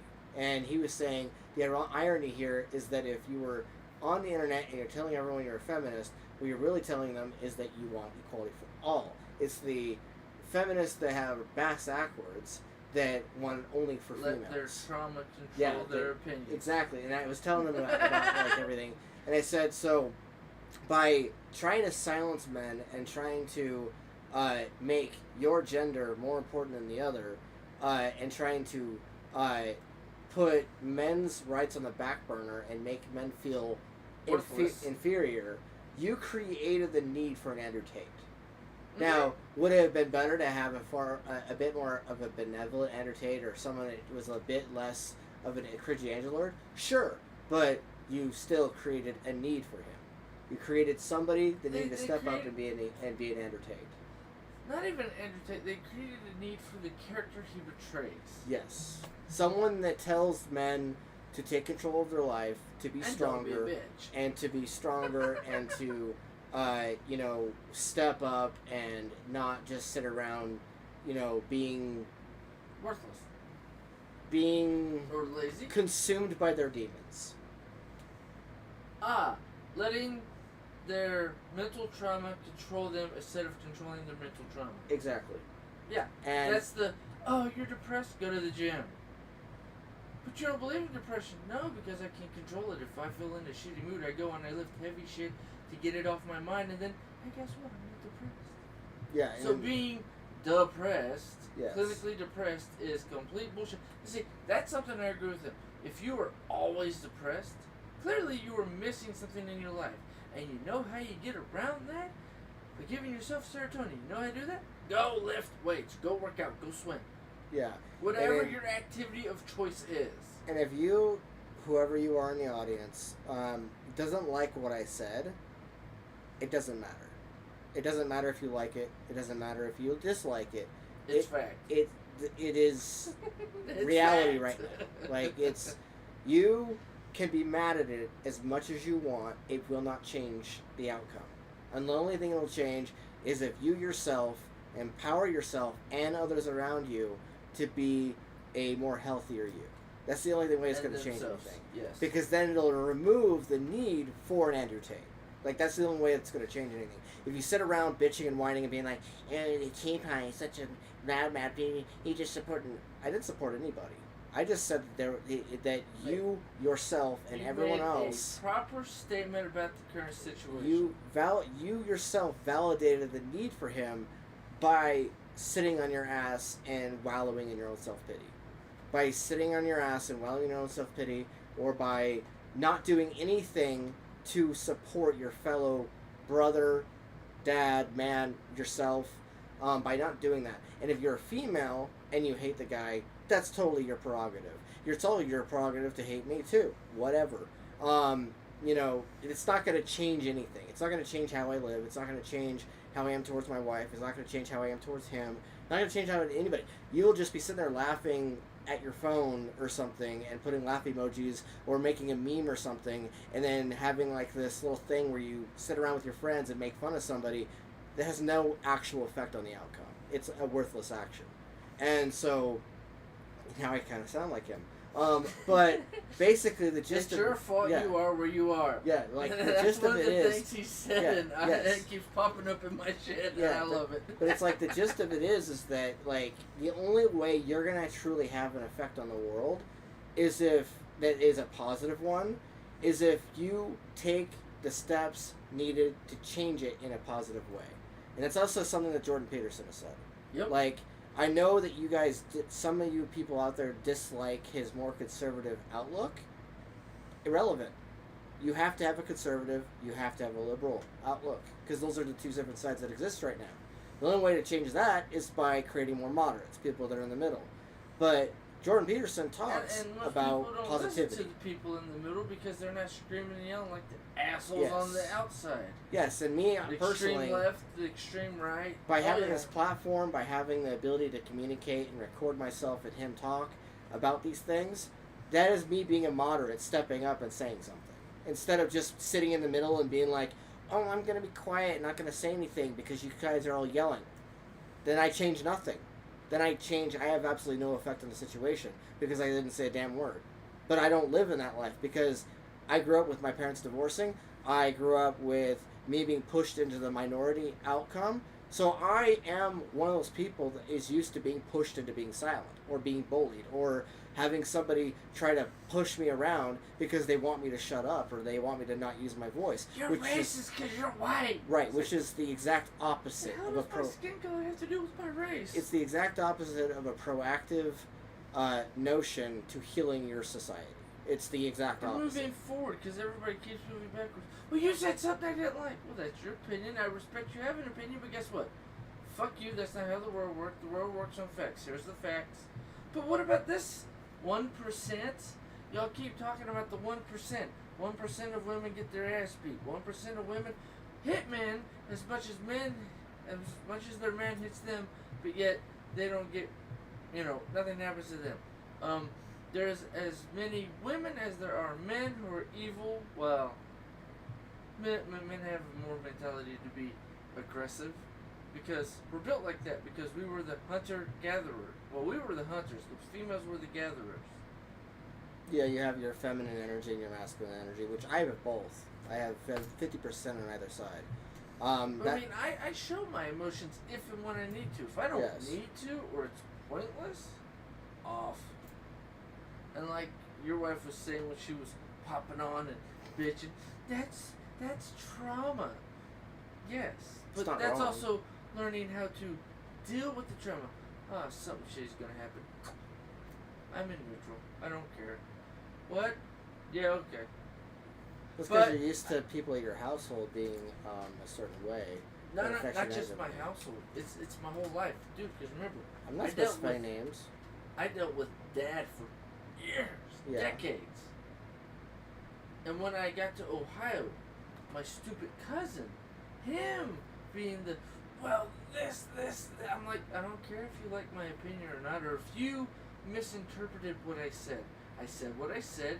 Your opinion is your opinion. That's not fact. I said what I said, and I meant what I said. Yeah. You just misunderstood the way I was saying or what I was meaning when I said it. So shut up. That's your opinion. Opinions are like assholes. Everybody's got one, and most of them stink. So shut up. Yeah. I've dealt with it coming out here to Utah with some idiots. Yeah, Janos is the one that actually, like, sort of convinced me. Though I've had this Inkling. impression. I've had this impression that the word feminism implied negative context, and it's because so many people out there on the internet or otherwise in real life have had such a negative reaction to feminism and act like it's an insult. But in reality, it has to do with equality. Yeah, and if that's where I get irritated. 'Cause, yeah, feminism. We need to keep fighting for equality. You got yours. Where's mine? Well, feminism means both. From what he was talking Yeah. about. But I mean, the ones who scream, "I'm a feminist." Yeah. Okay, well then, where's my equal share? What do you mean? You get more than I do? No, because if you look at it, because this is another set that's been popping up about, because it's been an argument apparently that's happened, and it's popped up a few times on my stuff. It's the argument where, well, the WNBA doesn't get paid as much as the NBA. Actually, the NBA gets paid less than the WNBA. WNBA players get paid 20% of the full income of money coming in. NBA players, not NBA, regular man players, the one you're pitching about who make more money, only get 7%. If they are making 7% of the full money made, Mm-hmm. and they're making more than the women who are making 20%, 13% more of the full money made, then it's your fuck up as a woman for not going and watching a sport that you as females wanted because you want equality. You want equality? Do what men do. Go watch the sport. Go sit at the damn stadiums. Be loud. Be assholes and make them rich, so that way, if you guys are making as much as the men make, then we can bitch. Hey, they got 20%. Our turn, motherfucker. You want equality? Everybody gets 20%, and guess what? Just because the WNBA doesn't make as much as the NBA, it's not the man's fault. Because we go to our sports, we watch our sports, we buy our merch. What about the people that the WNBA females? Yeah. Or the women who say feminists and you get paid more than we do? Yeah, we get paid more because we have more people. We make more money. We make more money. We work more hours. So don't bitch at me. I make more than you because I work 100 hours where you only worked 40. Go fuck yourself. That means you're lazy and I'm not. Well, don't bitch because you made your $1,000 you wanted to make for the month, and now you're gonna sit on your ass because you paid all your bills. Well, I'm going out trying to make $3,000 to $10,000 because more money, more problems, but more money, less bullshit. Did you know there's actually female tow drivers? Oh yeah. I actually ran into a couple of them. It's pretty cool. I love the one dude, the member that I talked to recently was like, I can't believe this, but the person sitting in the driver's seat was actually female, and I'm like, that surprises you? And he's like, and he started like going on this little tangent, and then I was like going, well, females can drive trucks too. It's not like a exclusionary male thing. I know of more couples, truckers, than anything. The female was a trucker, the male was a trucker. They ended up hooking up and staying together. Yeah. And they're probably dead now, but last I talked to them, I was in Oklahoma, and they were in their 70s, 80s. Like Grandpa Barnhill. Yeah. It's the thing. He went out to visit him, he dragged me with. We went out, we talked, we shot the shit.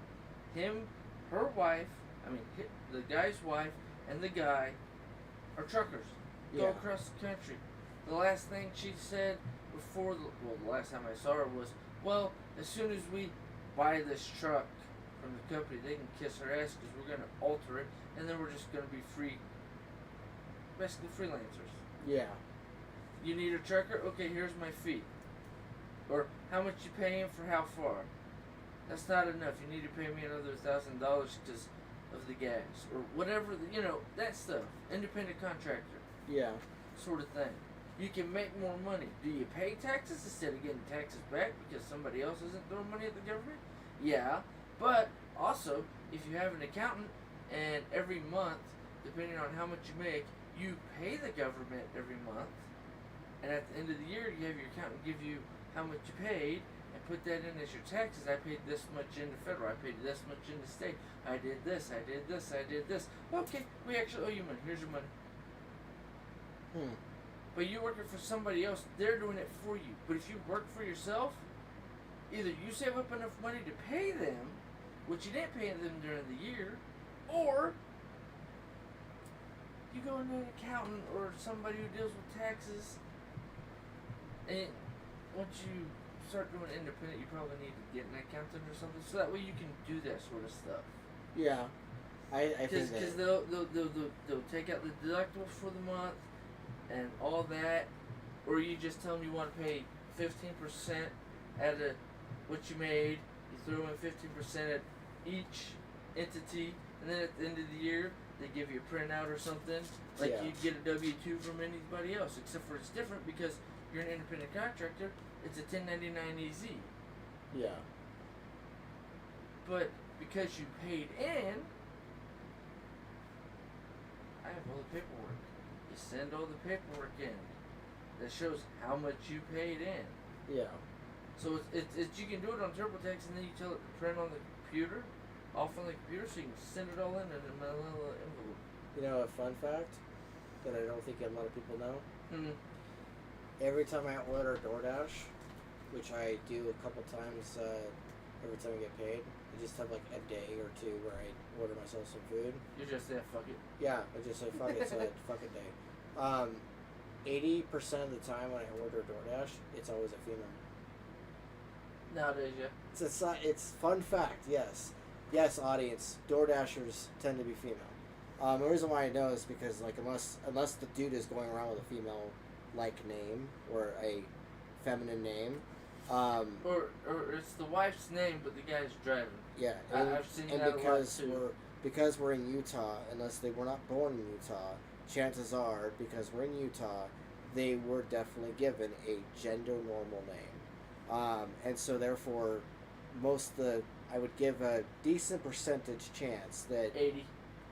that the drivers that I'm seeing on the screen are definitely female, and quite a few of them have actually messaged me to be like, hey, I want a clarification on this. If it's a male, they don't give a fuck. They will just simply grab your food if it's wrong, and then they'll come here, deliver it, and that's it. Like, I have to always get a refund or a credit or something.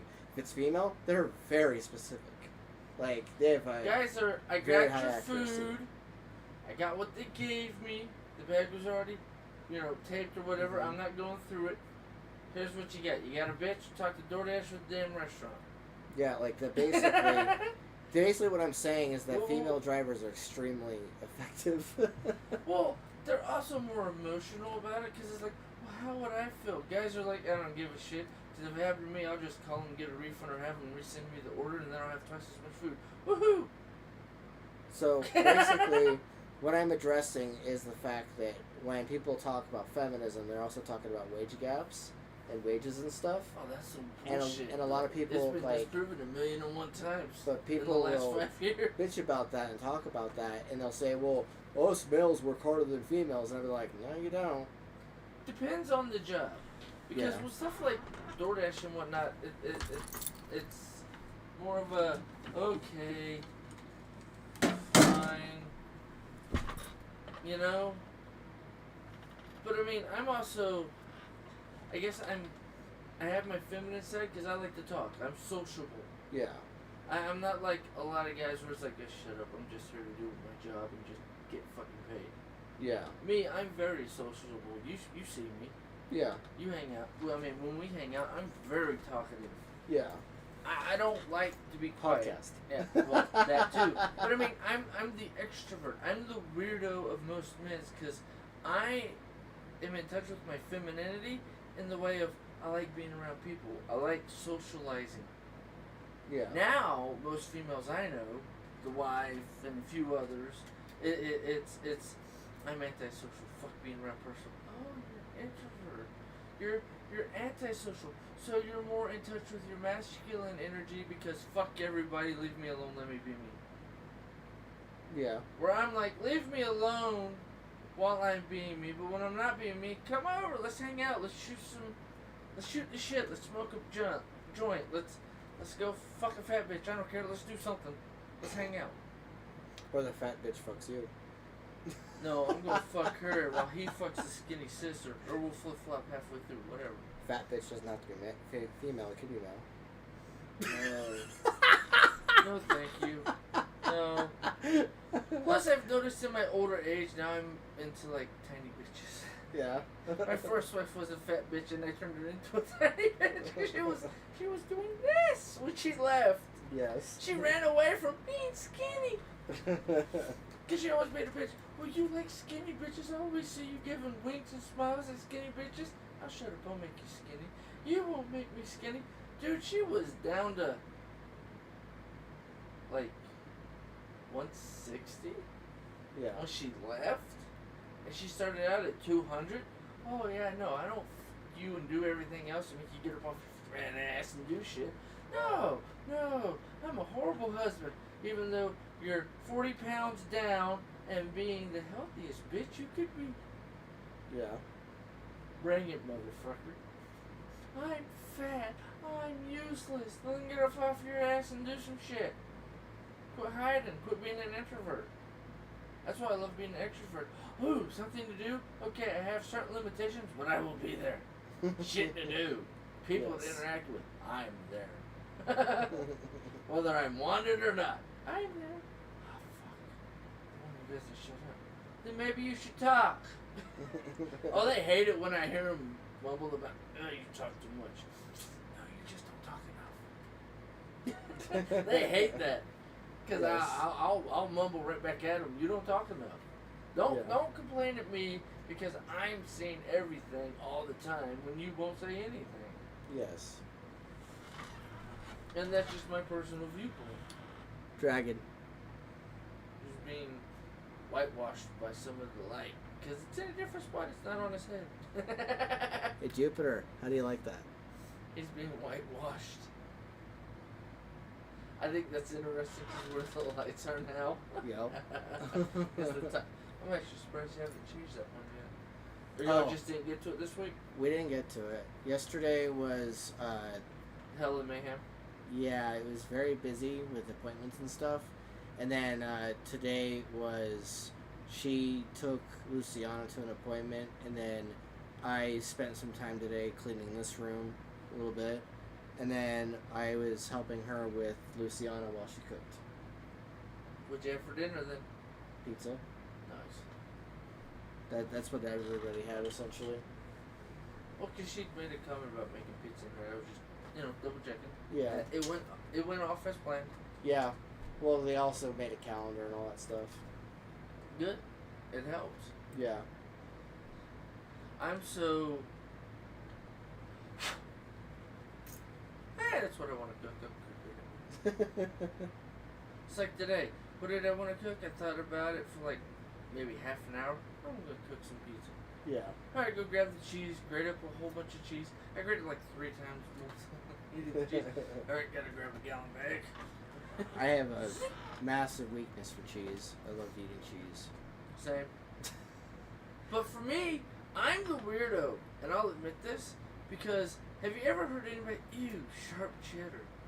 Yes. I love sharp cheddar. Right? These bitches with the ew, sharp cheddar. Shut up, you pussy. The first thought in my mind is, you're a pussy because sharp cheddar just means more flavor. What are you? Or is your tongue that sensitive, or are you just that much of, you gotta cry about anything? I mean, it's cheese. Yep. I don't like cheese. I can't take a shit. Oh, you're lactose. Instead of you having a liquidy ass, you have the reverse. You can't take a poop. Stop eating cheese. Yes. Like, I mean, I've heard stories from people where it's like, if I eat cheese, I'm solid for like freaking 2 or 3 days. I'm like, then don't eat cheese, my dude. Yes. But I love pizzas and tacos. Just eat it without cheese. But then it's not a taco. Yeah, it is. Just less flavor. Just use a bitch. But I mean, I admit my bullshit. It's like, This might kick my ass. I'm mad fun on the gym. Screw it. I don't bitch about it. I think about it. It's like me going back into doing the carnivore diet like I decided this week. Yeah. I've just like decided I'm going to have a running ass for a couple of weeks. Okay, fuck it. I want to be skinny again, so I'll just do it. I don't even care. I'll just go and do it. Yeah. Because, I mean, if I'm, like, full-on just shrink back down to 170 in, like, less than 6 months or within 6 months, I'm not even worried about it. I mean, especially with as much as we go to the gym. I'll just be, it'll be like, are you getting more muscle? No, I'm just losing all the fat. Yeah, like I did the first time. Monday, Tuesday, Wednesday we go, and then Thursday and Friday you doing that extra sculpt thing. Yeah. Or swimming or whatever. Usually a little bit of both. Though now, Ghostel's actually going to start going to the gym now. Mm-hmm. Yeah, Mom's like, well, we're going to come on Thursday. I'm like, okay, cool. Yeah. I took Connor to school. I'm like, I'm not going to go home. Because I'm not going to listen to I'm awake, get the fuck out of here. I'm just like, okay. So I just went straight to the gym. Wouldn't it be nice if worked out. Wouldn't it be nice if the wife acted more like a wife? I don't know. She's had a couple times this week where she's actually been nice. I'm like, okay, at least she's pulling her head out of her ass. Just keep moving forward. Well, that's the thing is, I know that you get a little weird about the whole my comments on that, but it's like, if she truly wants that to change, then she needs to just change it. She needs to act proper. Yes. Yeah, it's the funny part is she started giving me the feminist bitches. That's why I'm like, fuck feminism. At least the women who say they're feminist and don't. I call that corrupted feminism. Yeah. It's the extreme feminists, like the extreme liberals. You know, the people we have the issues with. Corrupted feminism. It's just extreme. Yeah. I want free shit, and you shouldn't get anything free because you have a penis. But who you're bitching about is the 1%. Don't forget, everything you want, more than 6 figures a year, 6-inch dick, well, that's about 50%, but... and, 6 foot tall. Dude, those three together, you're looking at about, like, 1 to 2% of the population of men. Maybe 5. Especially when the average is 2 to 3 inches. On what? From what I understand with dick size. I've heard people on the internet talk about that. Yeah, whatever, dude. I got one that works in all the ladies I've ever collected, so, you know. Conversation done. Yeah, as far as I'm concerned. Definitely not 2 or 3 inches. I'm definitely much bigger. 5 to 6. Minimal. If she's really into you, then your body goes, ooh, get an extra inch. Yep. Because the wife at one point, well, you're not as big as you used to be. Well, maybe that's because you're not into it, you stupid lazy bitch. Do your job. Doesn't the dick not shrink, though? It can retract into you. You have 2 to 3 inches inside your body.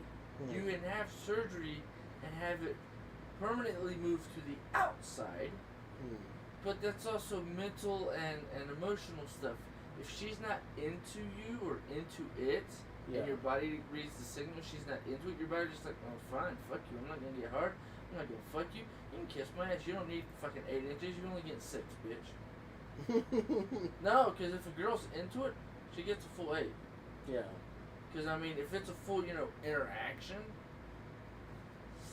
8 inches, bitch, here you go. If she's not into it, she just wants a dick in her, okay, here's your 6 inches, fuck off. You're talking about dick size and growth like Spider-Man's powers in the Raimi trilogy. It's all up here, dude. It's all mental. Plus, there are also exercises you can do to make your dick permanently 8 inches. I mean, I'd have fun with that just to go, I got these dicks flopping around just for chasing giggles. Especially because I got those compression pants in the gym. Ah! Let the ladies watch this while I do squats.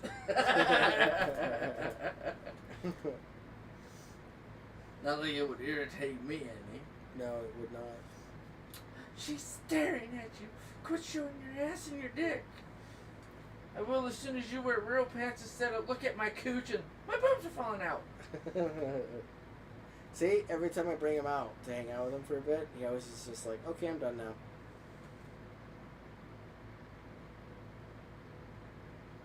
No? He's looking up there. Well, are you looking for food? Hi. Is that what you're looking at? Is you're looking for wormies?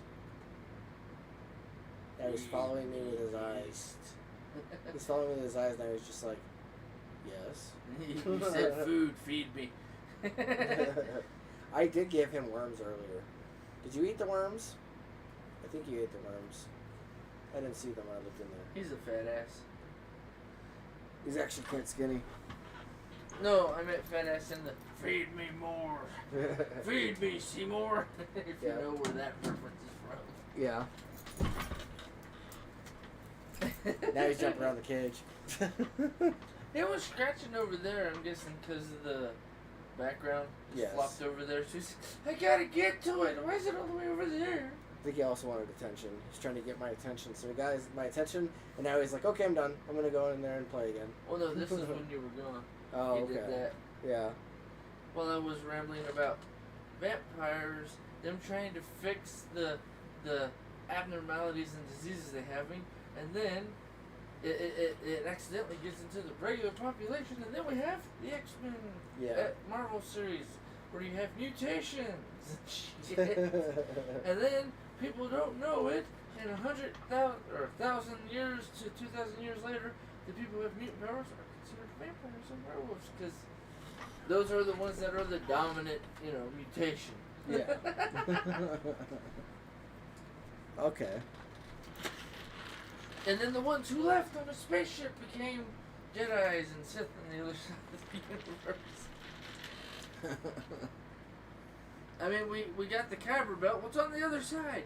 That's where the Sith and the Jedi live. We'll go there. Why? Because it's not a special power. It's telekinesis, you fucking idiot. Pay attention. All the shit that you see in the movies, or all the stuff that George Lucas... Dude, that's called telekinesis. It's not a new power. It's like... It's just mind over matter, bitch. I mean, because look at Grogu. He couldn't remember anything. Then when he remembered how to do the training, it's instant. Oh yeah, I have telekinesis. Yep. It's not even a second thought. It just is. Yeah. Once you know how to do it, oh yeah, I know how to do that. Or the ever famous Darth Vader. You gonna do what you're told? I like that. Oh, I got one of those bitches. Across an entire Star Destroyer or one of those spaceships that you were flying in, and he's just all like through the fucking TV screen. I just like, alright, let's see. Ooh, she's into that, right? You know me, I'd use that for my adventure. I'm like, this pussy smells good in the gym today. Work out. What are you doing? Shh, telekinesis. Amber actually was funny years ago. I might use it, but Amber was spitballing an idea that one of the characters in the story, Peter, who has telekinesis or has like that ability, if like in one of the classroom scenes when they're all like in the classroom and everything, if he uses his telekinesis to make the teacher orgasm or something, to make multiple of the classmates that are female orgasm at once. Okay. There are all the clicks. Grab. Slightly squeeze. Lift. What are you doing, Peter? Looks at the teacher because it's a female. Stop! Stop! Stop! No! Don't! And then from all of them. And then, can we go? Yes. All females to the bathroom. We need to go grab your extra pair out of the locker. You know you got them. Why'd you turn off? I think somebody bumped the plug. Did you or fat ass bump the plug? Possibly. What? Who? I did, huh? I went and doubted it. I'd go check. We still got about 7 minutes. But I mean, it's stuff like that. It's in the mind. It's the intrusive thought. Yes. Ooh, I could kill this person. Ooh, I bet you I could make you come in 2 seconds just with one phrase or one thing. Yeah, see, the tell. I just saw it move when you tried to plug it back in. Jackass. Fucking pussy. But I mean, you know, it's those intrusive thoughts. But being a telekinetic, like Gene or you know, Professor X, it's like, yeah, but do you use that telekinesis to pleasure your partner? Or do you use it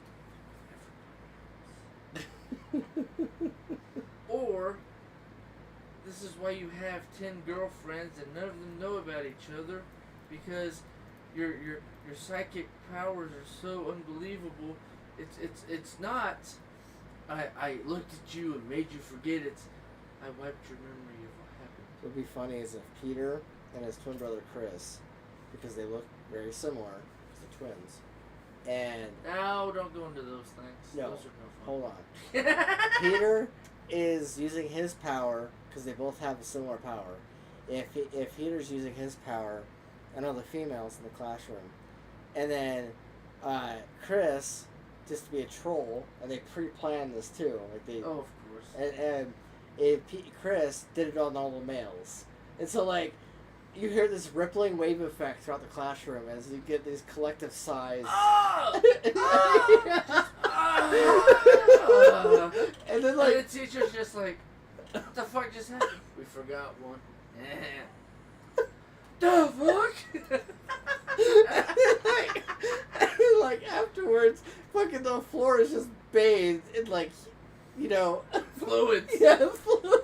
Safe word, fluids. And you're like, quite a few of them are squirting still, like it's like a fountain as they're walking along, trying to get out of the classroom, like fucking liquid is spraying infrequently. No, it'd be the ones who have, they set everybody off, because guys are like almost instant, it goes for however long it goes, and then done. Yeah. The females, the guys get up, I'm changing my shit, I gotta go clean myself, while the females are just, I'd love to, but it won't stop. I can't fuck stand up, you assholes. And then just to be an extra troll, either Peter or Chris just keeps going at a couple of them, and you just see convulsing bodies sitting at the desk. Like their arms are like. And then the principal walks in. Why did 5 guys walk out of this classroom soaking? What the fuck? That'd be Draven, Hardest. He'd walk hard, but Draven would but walk I mean, in you and know he'd be exactly like, what I mean. He'd be like, I think I know what just happened. But you always have that one person. Stop, boys. Whoa, we're not doing it. Yeah. I'm not stupid, and if you try on me, you're getting detention for 100 years, motherfuckers. 100 years? Shut up, you're immortal. You can deal with it. You'll just be a complete jackass. Because Hardest has been around for centuries, so it's not like this would be his first rodeo. Yeah. He'd be like, I know what you did. I was that age once. Like, I was one young once too. Don't repeat it. Yeah, just stop while you're ahead before we actually have to get somebody higher up involved, which neither one of you will like. And then like Peter and Chris are at home with their dad and their mom, and friggin' Leon's just like, so boys, I heard that you guys had a episode today.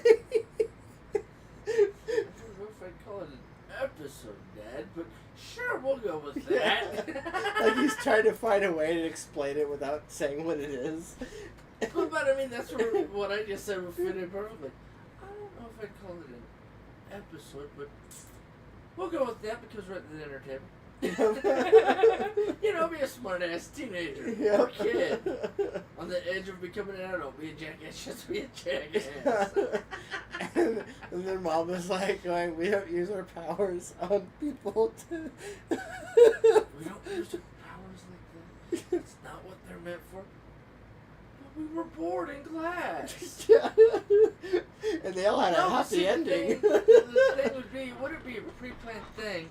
They'd both be bored in class, just talking to each other. Should we? I'm bored. What do you want to do? I don't know. Ooh, I have an idea.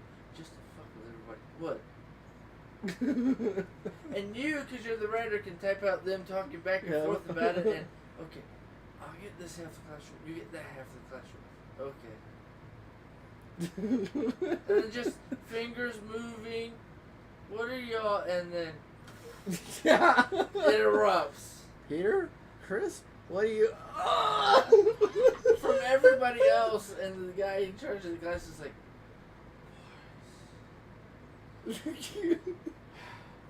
and then you go with Like- what you were saying. Yeah, like Bear Claw or Lionel or like helping out with the classroom, and like Lionel just goes, Damn it, boys. boys, and then Bear Claw goes, some people's children. Oh, that would be perfect. Yes, love that. Love that. Some people's children. Ah, yeah, no, that fits perfectly. Oh hell yeah. I just gave him the next chapter. Them thinking about it, talking about it without actually saying anything for like a week, and then I'm bored. You want to do it now? Yeah, sure. Why not? I'm bored too. The devious side of TPAW. And Karnage. Yeah. I mean, I bring out the worst in everybody, but at the same time, the best. So it'll be a funny chapter. Yeah. People would be like, did he just... Yes, he did. And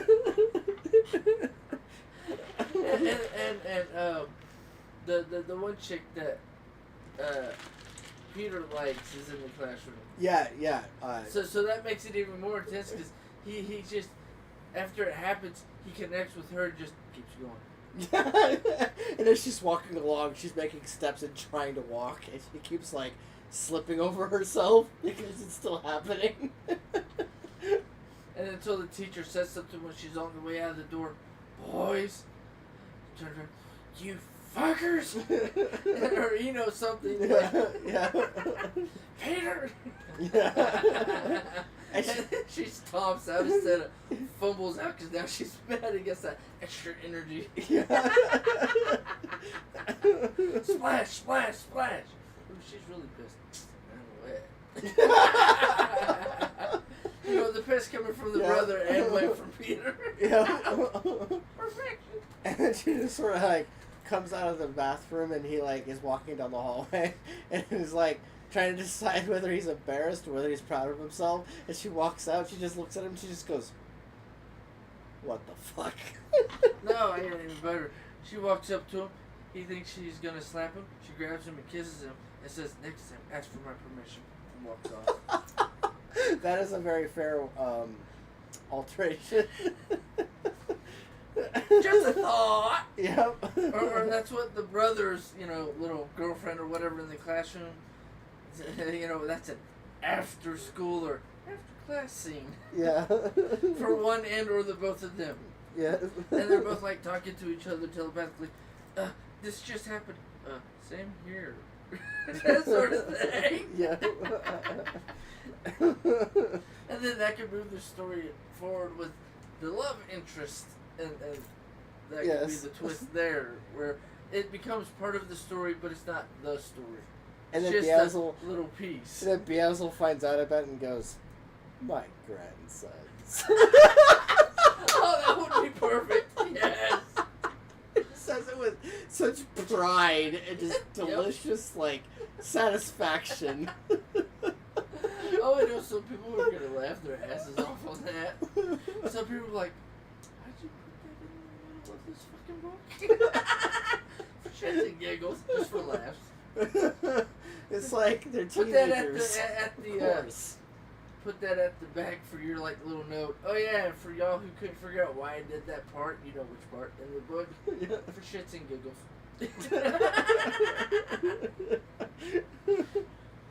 I mean, it's a coming of age story, and in teenagers. If and that's not coming of age, and your mind just going straight into, oh, honey, I need to get laid. Oh wait, no, I have something better. I'm gonna torment people with this, or just have a little kick. And for all you guys know, this story was story idea was originally Amber's, the wife's. So like, if you want to get mad at someone, mad at the wife. Yep. We just took and ran with it. That's what I usually do. When you ran off, I'm like, huh, what are we going to talk about? Well, we were talking about vampires, we were talking about this, and vampires, and I just went into a whole thing and spiraled from Jedi to vampires, and now figuring it out went all the way back to Jedi. I love doing that, though. What's the tangent? Okay, I can work that in and just start building off of it. How did we get 3 hours out of that? I don't know. His brain just kept going, and I just kept writing. That's why I need a ghostwriter. Just write all the notes, and then, okay. How long is that? Dude, you wouldn't shut up for 4 hours. My hand's about to fall off. Well, have fun. I'll be back in a week. A week? There's enough there. You should be able to fill out a whole week's worth of. It's like, I think I got arthritis. Well, get ready. It's gonna keep going. Oh yeah, I'll see you in 2 days. Fuck. Because even if you're typing with as fast as I talk, oh, you better type fast, or you're so gonna get lost. Yeah. And even if you're recorded, having to type and figure it out and fill in pieces later, you're gonna be fuck. Yep. But it would be fun. Yeah, it would be. I'm thinking about actually maybe doing that in the future. I knew you would. Like, it would be, I don't know, like, some of the ideas that I've had in the story and some of the stuff that has popped up that I've, like, spitballed at you, especially when we're at the gym or whatever, like, you'll have said something or have contributed ideas, and, like, I was telling Tammy about it on the phone, about how, like, I did a thing with the character, and it was the villain hero thing, and how you had, like, said, oh, well, that makes sense, and then you're, like, told me an additional thing on top of that, a few things, and then I went ahead and went, when I got back to here and did the work thing, and then later on at night, I started actually playing around with it, and then suddenly out of nowhere, I'm like, why did that work so well? My ideals are just, they fit. Yeah. And so, like, yeah, I could see that happening really ridiculously well. Guys, come on. It's your senior year, really? Y'all gotten past this bullshit now. Or by now, I mean. Yeah, it's like, you know, when you guys went through puberty, I thought you guys were done with this. We were bored, needed something to do, so that's what we decided to do. Yep. In the middle class? What better Where time to do else? it? I mean, everybody's here. We didn't miss anybody. It's like, we gave everyone a happy ending. And I only had to use my money. No fingers necessary. Hey, at least we didn't get anybody knocked up, Teach. We just spread the seed. God, I gotta go talk to the janitor. You're gonna need 3 more buckets. Oh. Why would you say that? Because things got wet. No. You'll see when you get there. And then he just goes home. God, I need to find something else to do with my life. You know, some smart ass teacher comment or mentor comment like,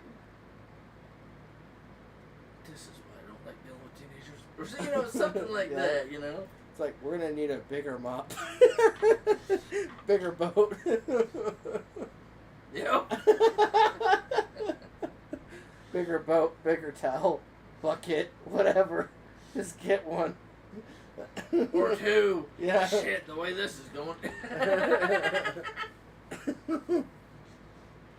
All of a sudden, next year, after they graduate, we got like 1,000 more transfers in this year. I wonder why. The rumors went around. Like 2 books later. Yep. Once word got around. And there are going to be more transfer students later, so that makes sense. Well, it's a little comedy. Hee hee. Here's something funny that happened because they were being little jackasses. Yeah. I don't know why. My kid just wanted to transfer to this school. Apparently heard something good about it on the grapevine. Yeah, we're not going to talk about that. Yeah, thank you. Don't tell them what actually happened. Sign, stamp, file. You know what I mean. Yeah. Oh, shit. Alright, that's a good place to end. It's like 12:09. Oh, fuck. Alright, guys, we're going to find more stuff to talk about, but for right now, I'm TPAW. Karnage. And have a great week. Have a week.